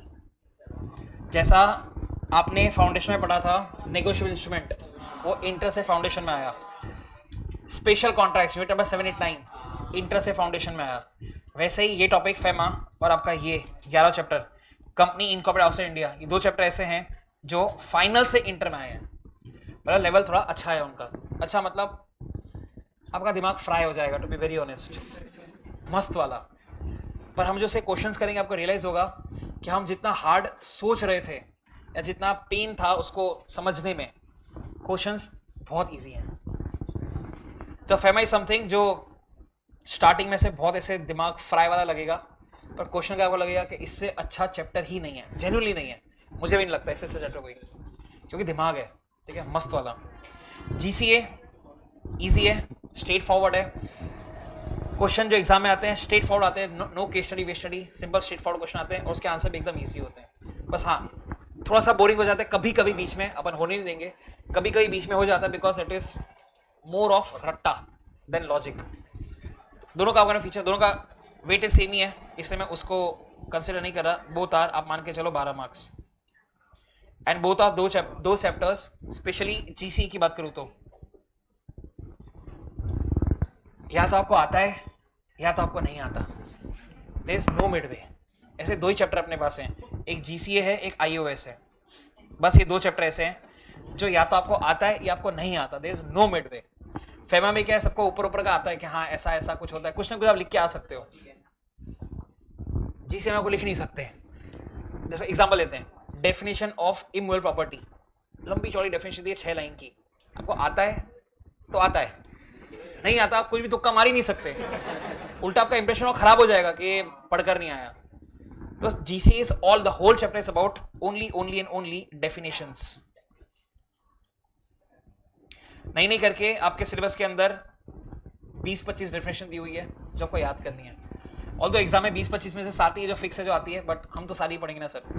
पर हाँ, वो 7 मैं आपको बता दूंगा कि अभी भी और एग्जाम के पहले भी वही पढ़ना सर, पर हम पढ़ेंगे सारी क्लास के अंदर। तो GC is all about definition and this is all about logic. Will go with majority.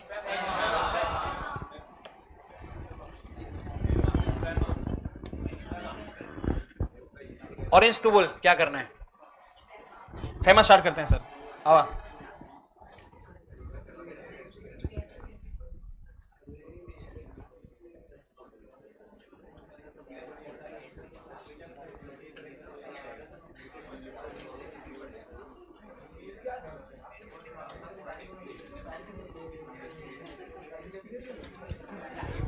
आपके पास आई गेस मॉड्यूल नंबर 3 होगा नहीं ना?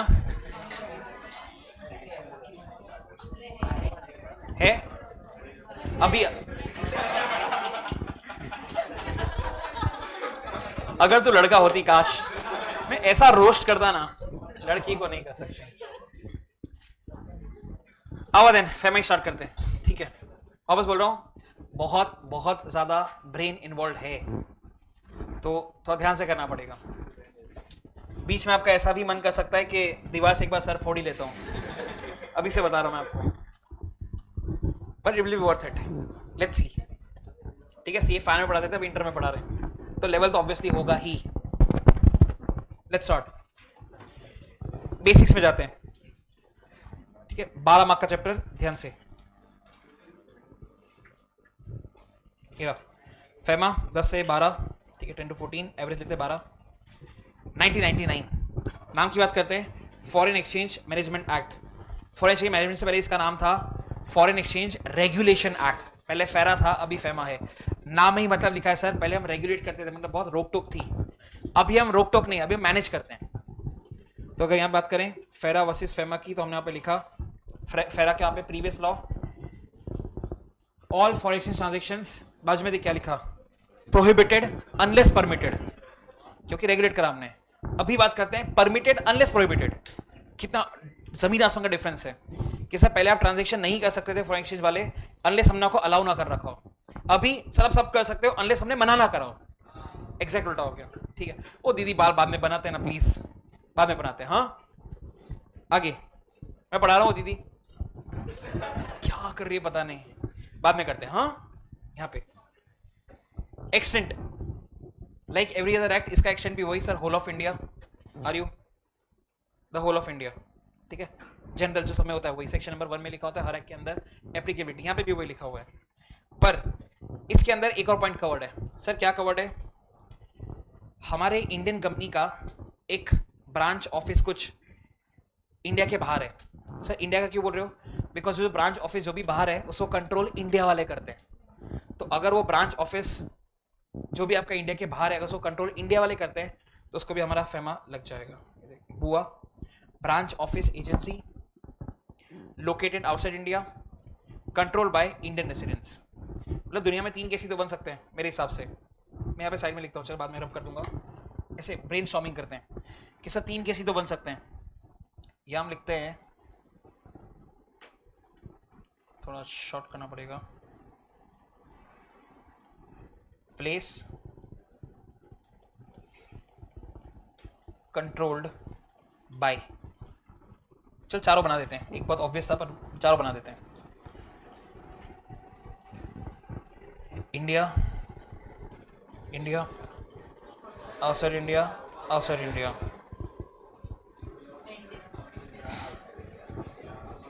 India, outside India, India, outside India.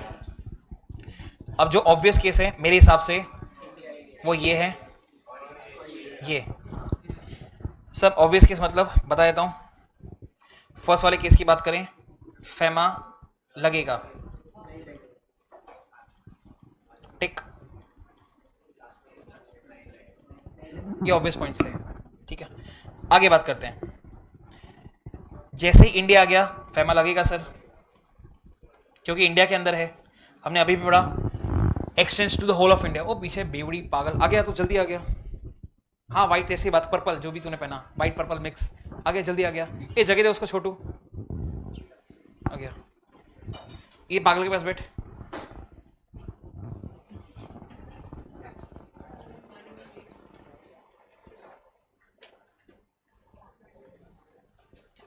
नहीं नहीं नहीं, तू अंदर ही रहे, हैव अ सीट। हाँ सर प्लेस इंडिया तो ये तो वहां पे आ गया ना, extends to whole of India में, तो इधर से भी इंडिया आ गया। तो उसने मुझे पढ़ाया क्या, उसने आपको ये पढ़ाया कि सर वो ब्रांच ऑफिस एजेंसी जो भी है वो है इंडिया के बाहर, पर वो कंट्रोल इंडिया वाला कर रहा है। तो उसके अंदर पूरे टॉपिक के अंदर ये एक ऑब्वियस पॉइंट था और ये एक ऑब्वियस पॉइंट था। सेकेंड वाला ऑब्वियस है वैसे, पर मैं आपको फिर भी नोटिस में डाल दिया कि यार इंडिया आ गया मतलब बात खत्म हो गई, आप पे फेमा लगेगा। हम आपको पढ़ा रहे थे थर्ड वाला केस, टू बी ऑनेस्ट। टिक टिक, सिर्फ एक ही क्रॉस है, सिंपल। ठीक है वापस ओपन करते हैं, ये देख। तो extend whole of India plus any branch office और agency which is located outside India and control by Indian residents, उसको भी फेमा लगेगा। लगेगा इन द सेंस पेनल्टी उसको भी अपन लगाएंगे। ठीक है, फिर कुछ डेफिनेशंस है, करना है, बहुत डीप है। Foreign exchange, foreign security, foreign currency, lots of them, करते हैं उसको। अगेन आपकी बुक के अंदर ऐसा डेफिनेशन लेके छोड़ दिया, कोई एग्जांपल नहीं दिए मैंने, हर एक पॉइंट के एग्जांपल दे रखे हैं यहाँ पे। आते हैं उसके बाद में, पहले दिमाग की बात करते हैं, जो आपके एग्जाम में क्वेश्चन आता ही आता है उसकी बात करते हैं। आपकी बुक में दिया हुआ है ये 6.5 पेज का मॉड्यूल में, आपको आधे पेज में कराऊंगा। ठीक है, ध्यान से सुनना। 6.5 पेजेस आपकी मॉड्यूल के अंदर इस टॉपिक के लिए दिए हुए हैं, हम आधे पेज में खत्म करेंगे इंशाल्लाह। देखते हैं, टॉपिक हमारा है PRI, बोलेंगे इसको अपन, पर्सन रेसिडेंट इन इंडिया। इसका अपोजिट होगा PROI, person resident outside India. ठीक है, दिमाग की बात करते हैं, सुनना। बुक में बहुत बहुत गंदा लिखा है, हम पढ़ेंगे पूरा मॉड्यूल भी, पर एक बार समझ लेते हैं पहले बिना देखे। सर अगर एक आदमी, हम इंडिविजुअल की बात करें, ठीक है, बाजू में लिखा होगा मैंने इंशाल्लाह, हाँ इंडिविजुअल की बात करें। सर अगर आप पिछले फाइनेंशियल ईयर के अंदर इंडिया में रहे हो 182 डेज से ज्यादा, मोर देन इक्वल टू नहीं है, आप जो इनकम टैक्स में बढ़ते हो it is more than equal to, या मोर देन इक्वल टू पे मोर देन है। तो अगर मैं पिछले फाइनेंशियल ईयर में 182 डेज से ज्यादा इंडिया में रहा हूं, तो प्राइमा फेसी, कंक्लूसिव नहीं बोला मैंने, prima facie I am a PRI। आपको ये साल में PRI मान लेंगे अगर आप पिछले साल 182 डेज से ज्यादा इंडिया में रहे थे तो, माशाल्लाह। सर फिर मैं बेसिकली इंडिया से बाहर गया, हमने आपसे पूछा बाहर क्यों गए, पहला रीजन सर घूमने गए, नाइस, आपको अभी भी बोलेंगे PRI। नेक्स्ट, सर बाहर गए 3 पर्पस के लिए।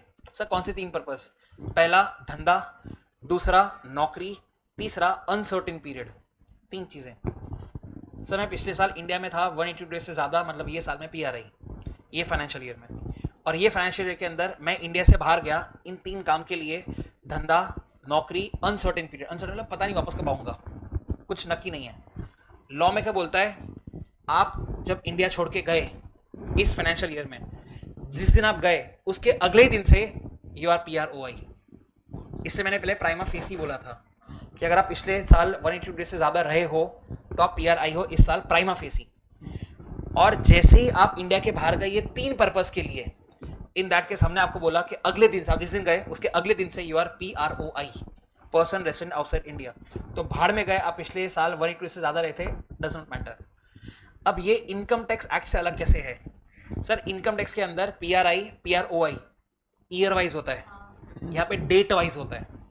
हम एक पर्टिकुलर डेट पे देखते हैं कि आप PRI हो PROI, मतलब अगले दिन आपका स्टेटस चेंज हो सकता है with in a financial year, multiple times भी हो सकता है, पहले PRI फिर PROI फिर वापस PRI। इनकम टैक्स के अंदर वो पूरे साल के लिए होता है, बिकॉज हम इनकम पूरे साल की निकालते हैं। ठीक है, यहाँ पे हम आपको फेमा लगेगा कि नहीं लगेगा वो निकाल रहे हैं, तो वो डेट वाइज होता है। ये पहली लर्निंग हुई, लिखा होगा मैंने इंशाल्लाह कहीं पे, हाँ सर ये रहा। For income tax act resident non resident is yearly, for FEMA resident non resident is date wise. ठीक है, वापस यहाँ पे आ जाते हैं। तीसरे बार पढ़ो सेम चीज। सर पिछले साल अगर मैं इंडिया में था 182 डेज से ज्यादा, तो इस साल पिछले फाइनेंशियल ईयर में, तो इस फाइनेंशियल ईयर के अंदर आई एम PRI। मैं इंडिया के बाहर गया फॉर 3 पर्पसेस, नौकरी, धंधा, अनसर्टेन पीरियड। तो मैं बन गया जिस दिन गया उसके अगले दिन से PROI। बाहर गया इन 3 पर्पस के अलावा कुछ भी, PRI। उल्टा करते हैं सर। सर पिछले साल में इंडिया के अंदर 182 डेज से ज्यादा नहीं रहा था, पिछले फाइनेंशियल ईयर के अंदर मैं 182 डेज से ज्यादा इंडिया में नहीं रहा था, तो इस फाइनेंशियल ईयर में यू आर PROI। ठीक है, एग्जाम्पल लेते ना, let's take example of Mitchell Starc. Sir Mitchell Starc basically IPL खेलने आया इंडिया के अंदर फॉर 3.5 मंथ्स, चल 4 महीना पकड़ते हैं, तो वो इंडिया में आया 120 दिन के लिए, ठीक है, और फिर IPL खेल के वापस भी चला गया, फिर वापस पूरे साल भर में इंडिया आया ही नहीं। तो अगर इस फाइनेंशियल की बात करें तो हमने देखा कि सर पिछले साल मिचेल स्टार्क कितने दिन के लिए इंडिया में था, तो हमने देखा कि सर 120 दिन के लिए था, मतलब 182 डेज से ज़्यादा नहीं हुआ, तो इस साल के अंदर ही इज PROI। अब हम देखेंगे ये साल वो इंडिया में आ रहा है क्या, 3 पर्पस के लिए, एम्प्लॉयमेंट, धंधा, अनसर्टेन पीरियड। जिस दिन आया ना उसी दिन से PRI, ऊपर वाले का उल्टा। मैं अगर बाहर जा रहा हूं, मैं बीइंग अ PRI इंडिया के बाहर जा रहा हूं 3 काम के लिए, तो अगले दिन से मैं PROI। बाहर वाला PROI इंडिया में आ रहा है उन 3 काम के लिए, उसी दिन से PRI। एग्जाम्पल लेते हैं, सर मिचेल स्टार्क की बात कर रहे थे, वो इंडिया के अंदर आया ना कोई धंधा करने के लिए, ना कोई नौकरी करने के लिए, ना अनसर्टेन पीरियड के लिए, आया है, खेलेगा, चला जाएगा, PROI था, PROI रहेगा। सर बाहर का कोई फॉरेनर इंडिया में आया ताजमहल घूमने के लिए, जैसे मैंने बोला फॉरेनर मतलब पिछले साल वो PROI था, 182 डेज से ज्यादा था, तो इस साल भी PROI ही है, क्योंकि लास्ट ईयर 182 डेज से ज्यादा इंडिया में नहीं था। इस साल इंडिया में आया, ताजमहल देखेगा और ताजमहल देख के वापस चला जाएगा, तो आप PROI थे, आप PROI रहोगे, बिकॉज आप यहाँ पे आए घूमने के लिए। कंक्लूजन क्या सर, PRI से PROI बन जाओगे अगर 3 काम के लिए बाहर जाओगे, तो PROI से PRI बन जाओगे अगर 3 काम के लिए इंडिया में आओगे, तो बाहर में गया आपका 182 डेज वाला क्राइटेरिया। इसे मैं बोला 182 डेज से ज्यादा वाला criteria only prima facie, not conclusive. देखते हैं एक बार, इतना ही है, खत्म हो गया। आपकी बुक में 6.5 पेज का दिया है मॉड्यूल में, हम वो भी पढ़ेंगे। पहले यहां पढ़ लेते हैं, person resident in India, simple भाषा में रेसिडेंट की बात कर लेते हैं। हमने बोला sir in preceding financial year more than 182 days in India, तो आप रेसिडेंट, हम वही पढ़ रहे resident R. But if person leaving India for employment outside India, या बिजनेस और वोकेशन, वोकेशन मतलब प्रोफेशन, CA डॉक्टर, बिजनेस और वोकेशन आउटसाइड इंडिया, या फिर intention to stay outside India for uncertain period, लिखा हमने बाजू में रेड से, not resident even if stayed for more than 182 days in the previous financial year. दूसरा, sir person living India for other purposes, इन 3 के अलावा, एग्जांपल लिखा यहाँ पे टूरिस्ट, हमने बोला you will still be a resident, resident थे, रेसिडेंट रहोगे, PRI थे, PRI रहोगे। नीचे उल्टा, foreigner visiting India as a tourist, हमने लिखा वहां पे क्योंकि फॉरेनर है PROI, नॉट रेसिडेंट, PROI। पर सर आप ये 3 काम के लिए आए हो, एम्प्लॉयमेंट इन इंडिया, बिजनेस और vocation in India, intention to stay in India for uncertain period, हमने लिखा बाजू में is equal to resident even if stayed for not 182 days in the previous financial year. दोनों एक दूसरे के उल्टे हो गए। ये तो सिर्फ क्लैरिफिकेशन के लिए था, ये भी PRI ही है, बट ये अदर देन इंडिविजुअल के लिए। आते हैं उसके ऊपर, पहले हमको इतना तो क्लियर होना चाहिए, तो पहले इतना देखता आपकी मॉड्यूल में से, मैंने आपका मॉड्यूल ओपन करा, उसके अंदर एनोटेशंस हटा ही देते हैं सारे, डेफिनेशंस करनी हमको आती है आजकल एग्जाम में 2-2 मार्क की। हम आ जाते हैं यहाँ पे 6.5 पेज का, ठीक है, लेट्स स्टार्ट। यहाँ से स्टार्ट हो रहा है पेज नंबर 3.9 से। Okay, residential status under FEMA 1999, देखते क्या बोलता है। The definition of person is similar to the definition contained in the income tax act 1961। The term person includes entities such as companies, firms, individuals, HUF, AOP, artificial judicial persons, agencies, as well as offices and branches. Agencies, offices, and branches do not have independent status separate from their owners. Yet, these have been considered as persons. Under FEMA, such offices and branches are included in definition of person. हमने पढ़ा नहीं था definition of person का, ठीक है। Therefore, they have been included in definition of person. हम देखते काम की बात। The term person resident in India means the following entities. पहली बात करते हैं। A person who resides in India for more than 182 days during the preceding financial year. The following persons are not persons resident in India even though they have resided in India for more than 182 days. पहला, a person who has gone out of India or stays outside India for any of the 3 purposes given below. पहला, a person who has come to or stays in India otherwise than for any of the 3 purposes The purposes are employment, business or vocation, for any other purpose in which circumstances as would indicate stay of an uncertain period. नीचे तो other individual हमने इसको पढ़ा नहीं अब तक, तो इसको टच नहीं करते अभी. नीचे आता हूँ, यहाँ पे आते हैं. इतना आंसर नहीं देखते. Person resident outside India means a person who is not resident in India. तो उसने क्वेश्चन पूछना स्टार्ट करा आपसे.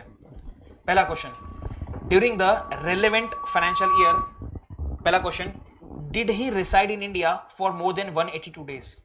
तो दो क्वेश्चन हो सकते हैं, इसके दो आंसर्स हो सकते हैं, हाँ और ना. हम पहले हाँ पकड़ लेते हैं. हाँ पकड़ते हैं कि सर हाँ वो इंडिया में रहा था 182 डेज से ज्यादा प्रीवियस फाइनेंशियल ईयर के अंदर. Okay, the answer is yes. आगे आते हैं. Next question, did he go out और stay outside India during the current year. Answer दो हो सकते हैं, या तो यस हो सकता है या तो नो हो सकता है. अगर आंसर नो है, हम यहीं पे लिख दे रहे हैं उसको. अगर आंसर नो है, यहां पे इतना रखते हैं. सर पिछले साल इंडिया में था 180 डेज से ज्यादा, इस साल पीआरआई. फिर सर क्या वो इंडिया के बाहर गया? नहीं, इंडिया के बाहर नहीं गया. पीआरआई इंडिया के बाहर ही नहीं गया, तो पर्पस पूछने का सवाल ही नहीं. बाजू में सर इंडिया के बाहर गया, हमने क्वेश्चन पूछा, यस का क्वेश्चन पूछा. सर क्या वो तीन पर्पस थे? अगेन आंसर हो सकता है या तो हाँ या तो ना. सर अगर वो तीन पर्पस के लिए वो इंडिया के बाहर गया तो आपको बोलना पड़ेगा उसको PROI. अगर वो तीन पर्पस के लिए बाहर गया तो यस को यहां पे करता हूं, नो को यहां पे करता हूं. एक सेकेंड, सीधी चीज लिख रहा हूं, उसको बस एक्सचेंज कर देता हूं. आंसर आया इसका नो. नो सर वो तीन पर्पस के लिए नहीं गया, तो हमने बोला कि आप PRI है. सर हाँ वो तीन पर्पस के लिए गया, आंसर यस है, तो हमने बोला PROI है, क्योंकि आप वो तीन पर्पस के लिए इंडिया के बाहर गए. बाजू में आते हैं. During the relevant previous year did reside India for more than 120 days. Answer है नो. मतलब यहाँ पे आप हो as of now PROI, prima facie. यहाँ पे आप थे प्राइमा फेसी PRI, यहाँ पे PROI है. आगे क्वेश्चंस पे आते हैं. डिड ही कम टू और stay in India during the current year. Answer है नो. तो आप PROI थे, आप PROI रहोगे. आगे, डिड ही कम टू और stay in India during the current financial year. Answer है हाँ. तो हमने वापस पूछा वो थ्री पर्पस के लिए हाँ कि ना, तो हम पहले यहां पे लिखते हैं नो और यहां पे लिखते हैं यस. सर अगर वो तीन पर्पस के लिए नहीं आए, फॉर एग्जांपल आप टूरिस्ट घूमने के लिए आए, तो आप PROI थे, आप PROI रहोगे. सर वो तीन पर्पस के लिए आए, PRI. आप ध्यान से देखोगे बाजू लिखा एग्जैक्ट उल्टा हो रहा है, एग्जैक्ट उल्टा हो रहा है. ये रहे आंसर्स. एनालाइज करो एक बार अपनी खुद की स्पीड से, मैं आपको समझाऊंगा चौथी बार. एक बार ट्राई करो अपनी स्पीड से एक बार, आपको समझता है क्या. एक प्राइमा फेसी है, एक कंक्लूसिव है. प्राइमा फेसी डिपेंड करता है पिछले साल इंडिया में कितने दिन थे, that is prima facie. Conclusive is India के बाहर या इंडिया के अंदर आए तीन पर्पस के लिए. Waiting.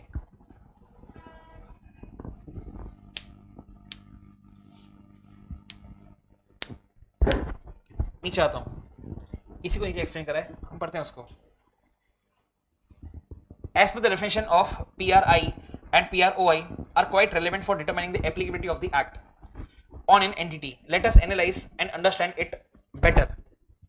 In case of individuals, to be considered as resident, the person should have resided in India in the preceding financial year for more than 182 days. Citizenship is not the criteria for determining whether or not the person is resident in India. There are three limbs, तीन elements हैं. There are three limbs in the definition. The first limb prescribes the number of days stay. Then there are two limbs which are exceptions to the first limb. मतलब कोई चीज आसान हो उसको difficult कैसे बनाया जाता है. Okay. First limb. It states that a person who is in India for more than 182 days in the preceding year will be a person resident in India. Thus, at the threshold or basic level, जिसको मैं prima facie बोलता हूँ, one has to consider the period of stay during the preceding year. Example दिया है, if a person resides in India for more than 182 days during the financial year 2021, then for 21-22 the person will be an Indian resident. For FY 2021 one will have to consider residence in 19-20 and so on. There are two exceptions provided in clause A and clause B. Clause A is for persons going out of India. Clause B is for persons coming into India. Exceptions carve out situations that do not fall under the main body of the section, even though they satisfy the criteria. 182 days wala. This means that even if a person is a resident, Indian resident based on the text provided in the first limb, that is 182 days wala criteria, the person will be PROI if he falls within limb A or limb B. क्या बोल रहा है पता नहीं, आगे देखते हैं. Clause A की बात करते हैं. Second limb. It states that if a person leaves India in any of the three purposes we saw above, he will not be PRI, he will be PROI. Example देखते हैं. Thus, in the example given for the first limb above, if the person leaves India on 1st November 21, he will be a non-resident from 2nd November 21, even though his number of days of stay in India was more than 182 days in B case. Similarly, if a person goes and stay out of India for carrying on any business, he will be PROI from that date. For FY 21-22, the person will be a PRII till 1st November 21. He will then be a PROI. From 1st April 22, the person will continue to be PROI. अब India के बाहर गए 3 purpose के लिए तो आप PROI हो गए, तो अगले साल भी आप PROI ही रहोगे, as long as he stays out of India for employment. An example of clause 3 can be person who has a green card in USA. Green card मतलब मेरे पास ऑप्शन है यूएसए की सिटीजनशिप का, मतलब अगर मैं वहां पे गया तो ऑब्वियसली मेरा स्टे इज अनसर्टेन नाउ. तो बोलता है as an example for clause 3 can be a person who has a green card of the USA. The green card entitles a person to stay in the USA and eventually become US citizen. If a person goes abroad and starts staying in USA, he will be a non-resident from that date, as his stay abroad indicates that he is going to stay for an uncertain period. Clause B, third limb. This is a complex clause. घंटा complex, कुछ complex नहीं है, तू बना रहा है उसको complex. This is a complex clause as first limb read with third limb has two exceptions. Limb 1 uses the phrase but does not include. Third limb uses the phrase otherwise then. Using of two exceptions make it a complex reading. Okay. It states that if a person has come to India for any reason otherwise than for employment, business, या uncertain period, he will be a non-resident. This will be so even if the person has stayed in India for more than 182 days in the preceding year. For example, if a person comes to India on 1st June 21 for visiting his parents, however his parents fall sick and he stays till 31st March, ठीक है, पर ultimately तो वापस जाने वाला है. Thereafter he continues to stay in India. It is however certain that he will leave India in next 3 months when his parents recover. तो आप PROI थे, आप PROI रहोगे. His stay in India is neither for employment nor for business nor for circumstances which show that he will stay in India for an uncertain period. In such a case, even if he has resided in India for more than 182 days in 21-22, he will continue to be a non-resident from 1st April 22 also, क्योंकि 3 purpose के लिए आप नहीं आए थे. In FY 21-22, he is of course PROI as it did not reside in India for more than 182 days in BC case. If a person comes to India on 1st June 21 for employment, business or circumstances which indicate his intention to stay in India for an uncertain period, he will be a PRI from 1st June 21 जब आया उसी दिन से. फिर आगे clarification हमने discuss करा. Residence is not for a year. It is from particular date. This is different from income tax law. Under income tax law, the person has to pay tax in respect of income of the previous year. Therefore, it is possible to look at a complete year for determining resident status under the Income Tax Act. FEMA is a regulatory law.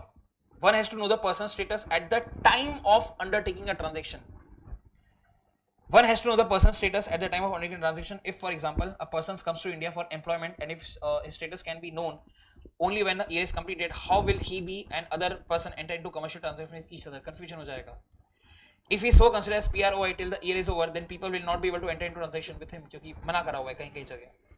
This is the reason why the residential status is not for a year but from a particular date. नीचे तो other than individuals का आ गया, I guess यहाँ से other than individuals आ गए, ये individuals का था, ठीक है. अगेन मेरे हिसाब से diagram should make it very clear. मैं एक बार और वेट करता है आपके रीड करने के लिए. यहाँ तक it should be very clear. सब आसान है, डिफिकल्ट तो चालू ही नहीं हुआ अब तक. This is all easy stuff. I'll wait 30 seconds ये एनालाइज करने के लिए. एक काम कर देना, ये कट हो रहा है, इसको कट कर देते हैं.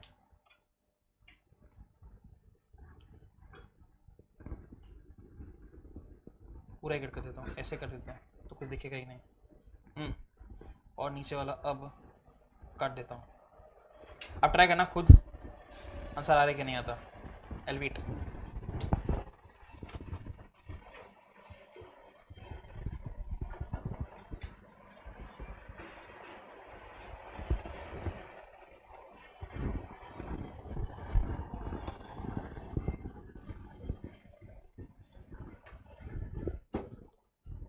30 सेकेंड्स।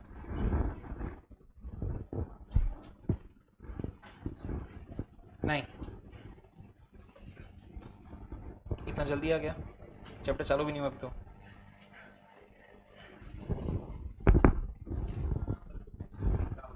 जल्दी बोल।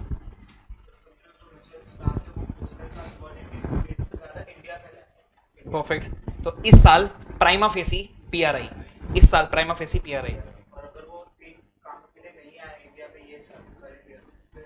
तो पीआरओ थे आप, पीआरओ कंटिन्यू करोगे, मतलब वो 3 पर्पस अगर बीच में आए तो ही आप पीआरओ से पीआरआई बनोगे।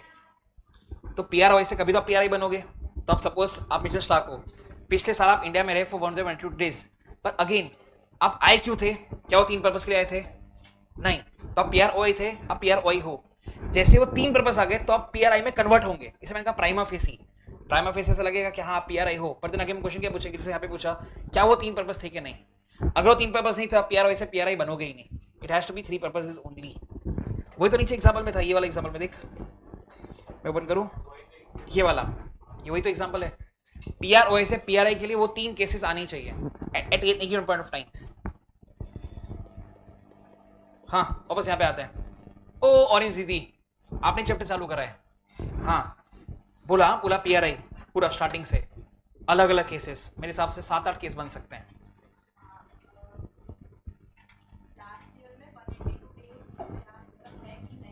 वन 182 डेज डॉट, या उससे कम या उससे ज्यादा, या मोर देन इक्वल टू। बेवड़ी, पूरा मेरा 20 मिनट का मेहनत फ्लश कर दिया तूने। बोल।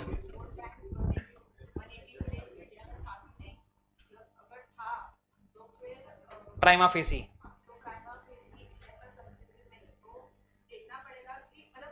प्राइमा फेसी क्या है वो तो बोल।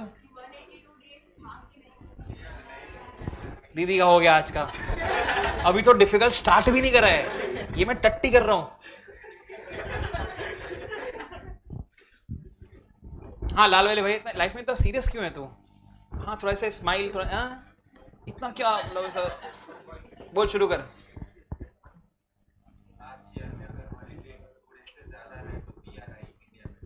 प्राइमा फेसी इस फाइनेंशियल ईयर के अंदर प्राइमा फेसी। कौन से 3 रीजन सर?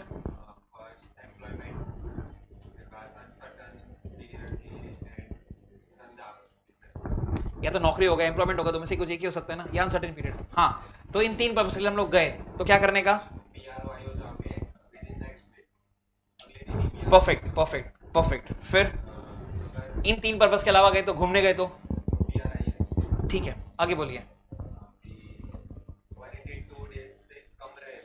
182 डेज या उससे कम रहे हो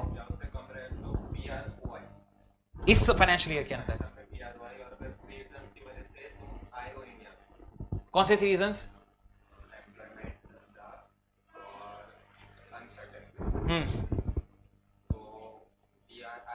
कब से? अगले दिन से? उसी दिन से। एग्जाम्पल टूरिस्ट, ठीक है। ओपन करते हैं वापस। सही बोला उसने, एकदम सही बोला।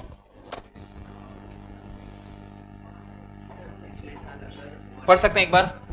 पिछले साल 182 डेज से ज्यादा रहा है, लेकिन वो 3 रीजन की वजह से नहीं आया। प्राइमा फेसी पीआर आई बनोगे, पर क्योंकि वो 3 रीजन नहीं है तब पीआरआई में कन्वर्ट ही नहीं होगे। आप पीआरओ थे, पीआरओ ही रहोगे, बिकॉज पीआरओ से पीआरआई बनने के लिए 3 रीजन टच करने चाहिए। तो prima facie yes, but ultimately no.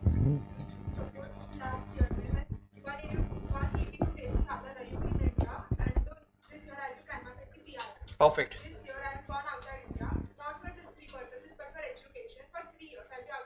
नहीं, एजुकेशन के वी हैव अलग से गाइडलाइन कि अगर आप एक बार इंडिया से बाहर जाते हो, हम ऐसा मान के चलते हैं कि आप वहीं पे आगे नौकरी करोगे, तो आप इस केस में anyway answer was for whatever purpose PROI से पीआरओआई ही। पर आपका जो एग्जाम्पल है उसके अंदर तो 100% PROI, because we have clarification from the department कि अगर आप एजुकेशन के पर्पस के लिए बाहर जाते हो, मतलब वहीं पे सेटल होने वाले हो, वहीं पे आप नौकरी करोगे खुद को स्पॉन्सर करने के लिए, तो उसमें तो एनी वे आप पीआरओआई ही है।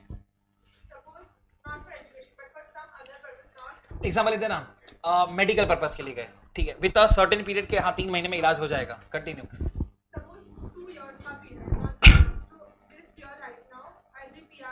Prima facie PRI.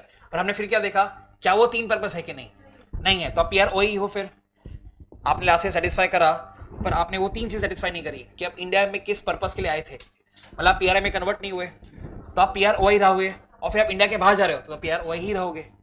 मतलब वही उसका डाउट था, पीआर से पीआर बनने के लिए आपको 3 में से एक टच करना पड़ेगा, तो आप पीआर ही रहोगे, भले आप पिछले साल भी भरे 120,000 क्यों ना रहे हो। हटा रहा हूं इसको मैं। दूसरे पॉइंट पे आते हैं, वो तो इससे भी ज्यादा इजी है, which is other than individuals. मैं गया थोड़ा सा नीचे, ये रहा, ये बहुत आसान है। देख, पहला पीआरआई किसको बोलेंगे सर? ऐसा कंपनी जो इनकॉर्पोरेट इंडिया में हुआ पीआरआई, या एलएलपी जो रजिस्टर्ड इंडिया में हुआ पीआरआई।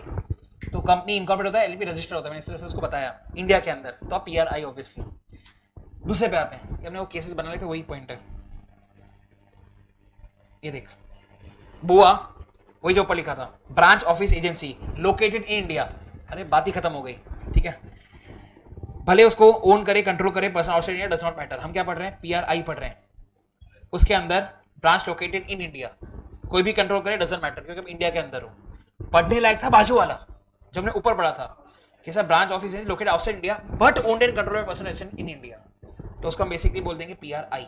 तो ये 3 केस कवर करे हमने, जिसमें से हमने 4 केस डिस्कस करे थे, चौथा डिस्कस नहीं करा यहाँ पे, आउटसाइड और आउटसाइड वाला। दैट इज ऑब्वियस कि वो पीआरआई ही होगा।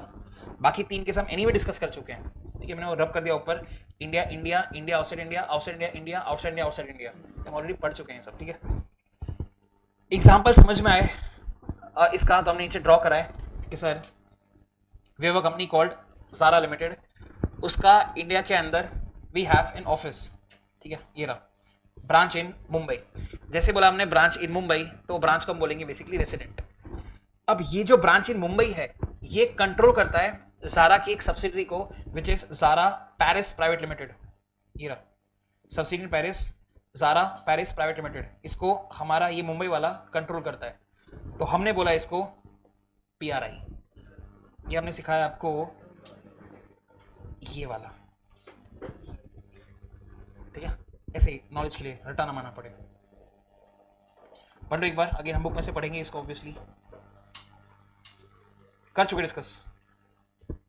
वेट, अपनी स्पीड से ऊपर का जो टट्टी है इसको मैं हटा रहा हूं, ये फोकस कर लेते हैं सर।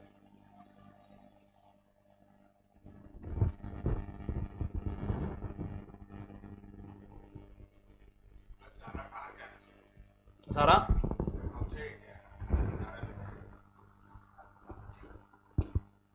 सब्सिडी की बात करें कि होल्डिंग की बात करें?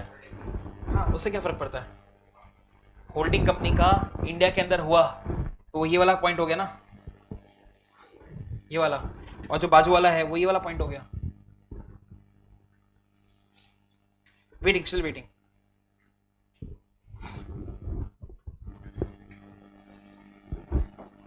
मैं यहाँ पे एरो भी बना देता हूँ।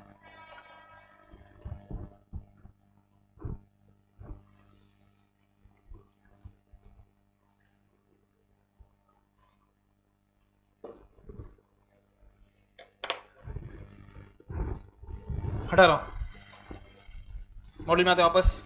ये रहा, इसके अंदर ये वाला point, it is understood that this condition applies only to individuals. It will not apply to HOF, AOP or artificial judicial person, as they cannot get employed, cannot go out of India or come to India.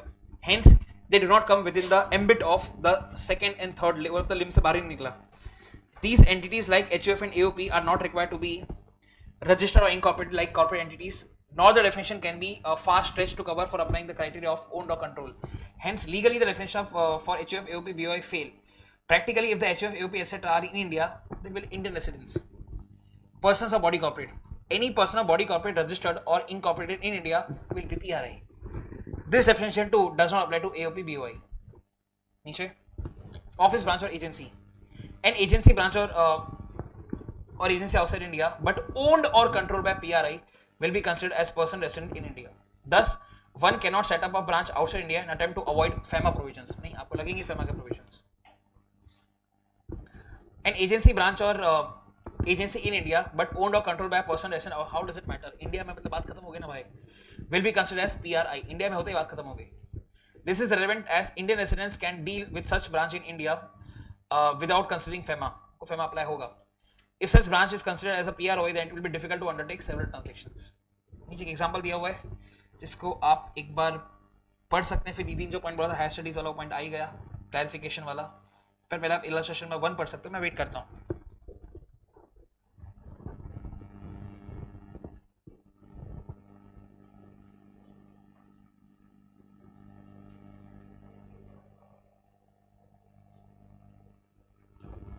मैं पढ़ लेता हूँ. चल.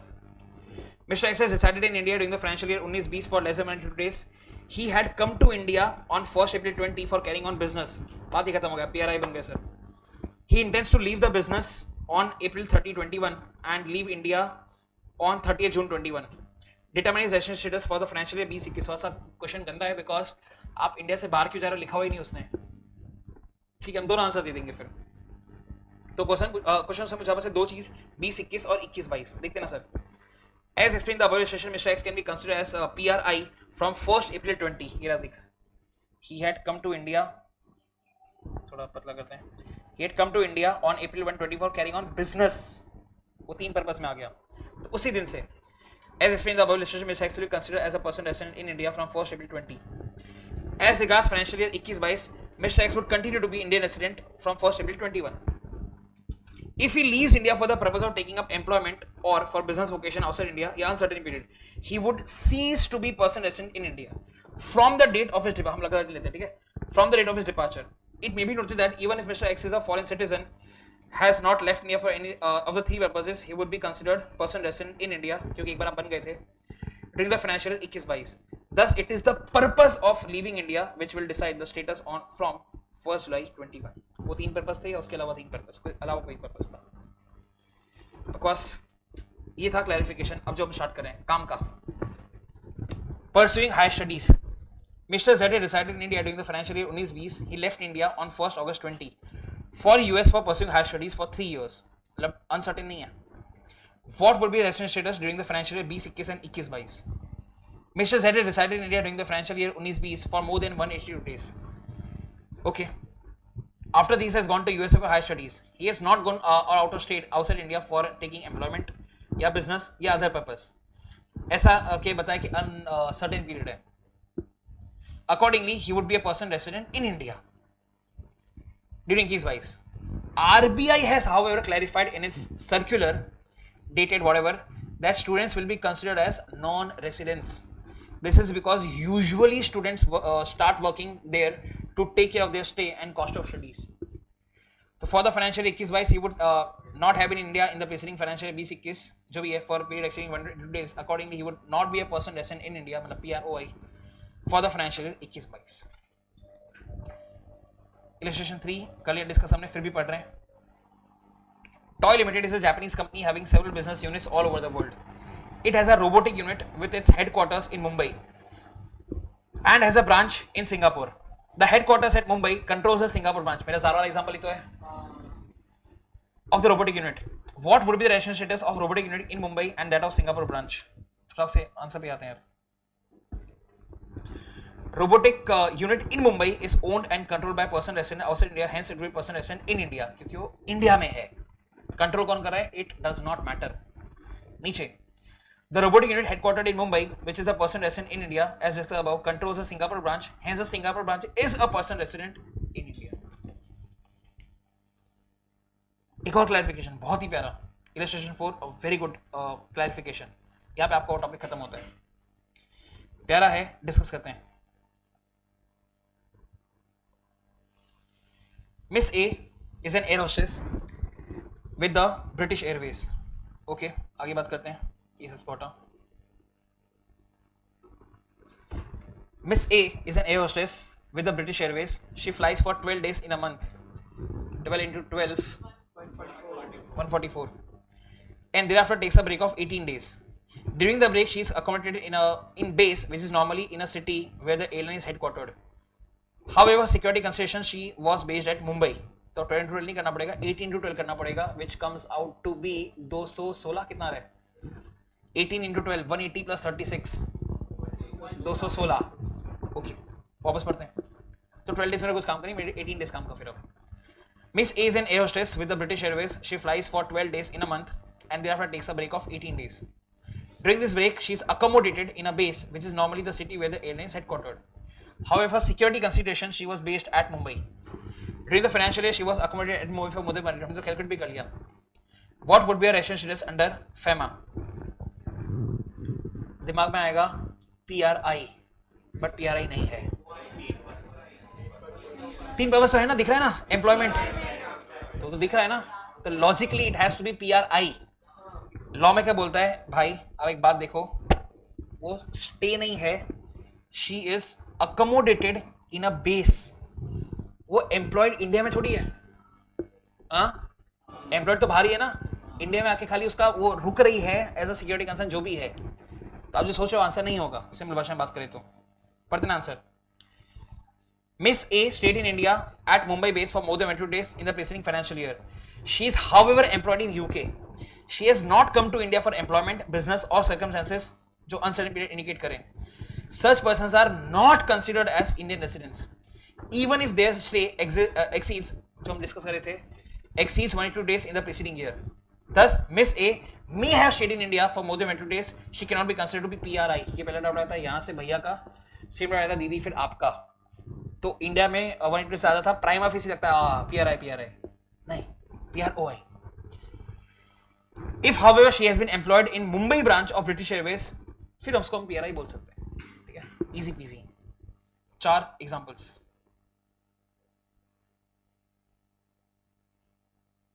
Okay, lecture कब तक है? 4:30 ना. अरे यार, टेक अ ब्रेक 5-10 मिनट का, वॉशरूम वाला जो भी है खड़ा से करके आ जाओ. 5 to 7 मिनट्स, 10 नहीं, 5 to 7.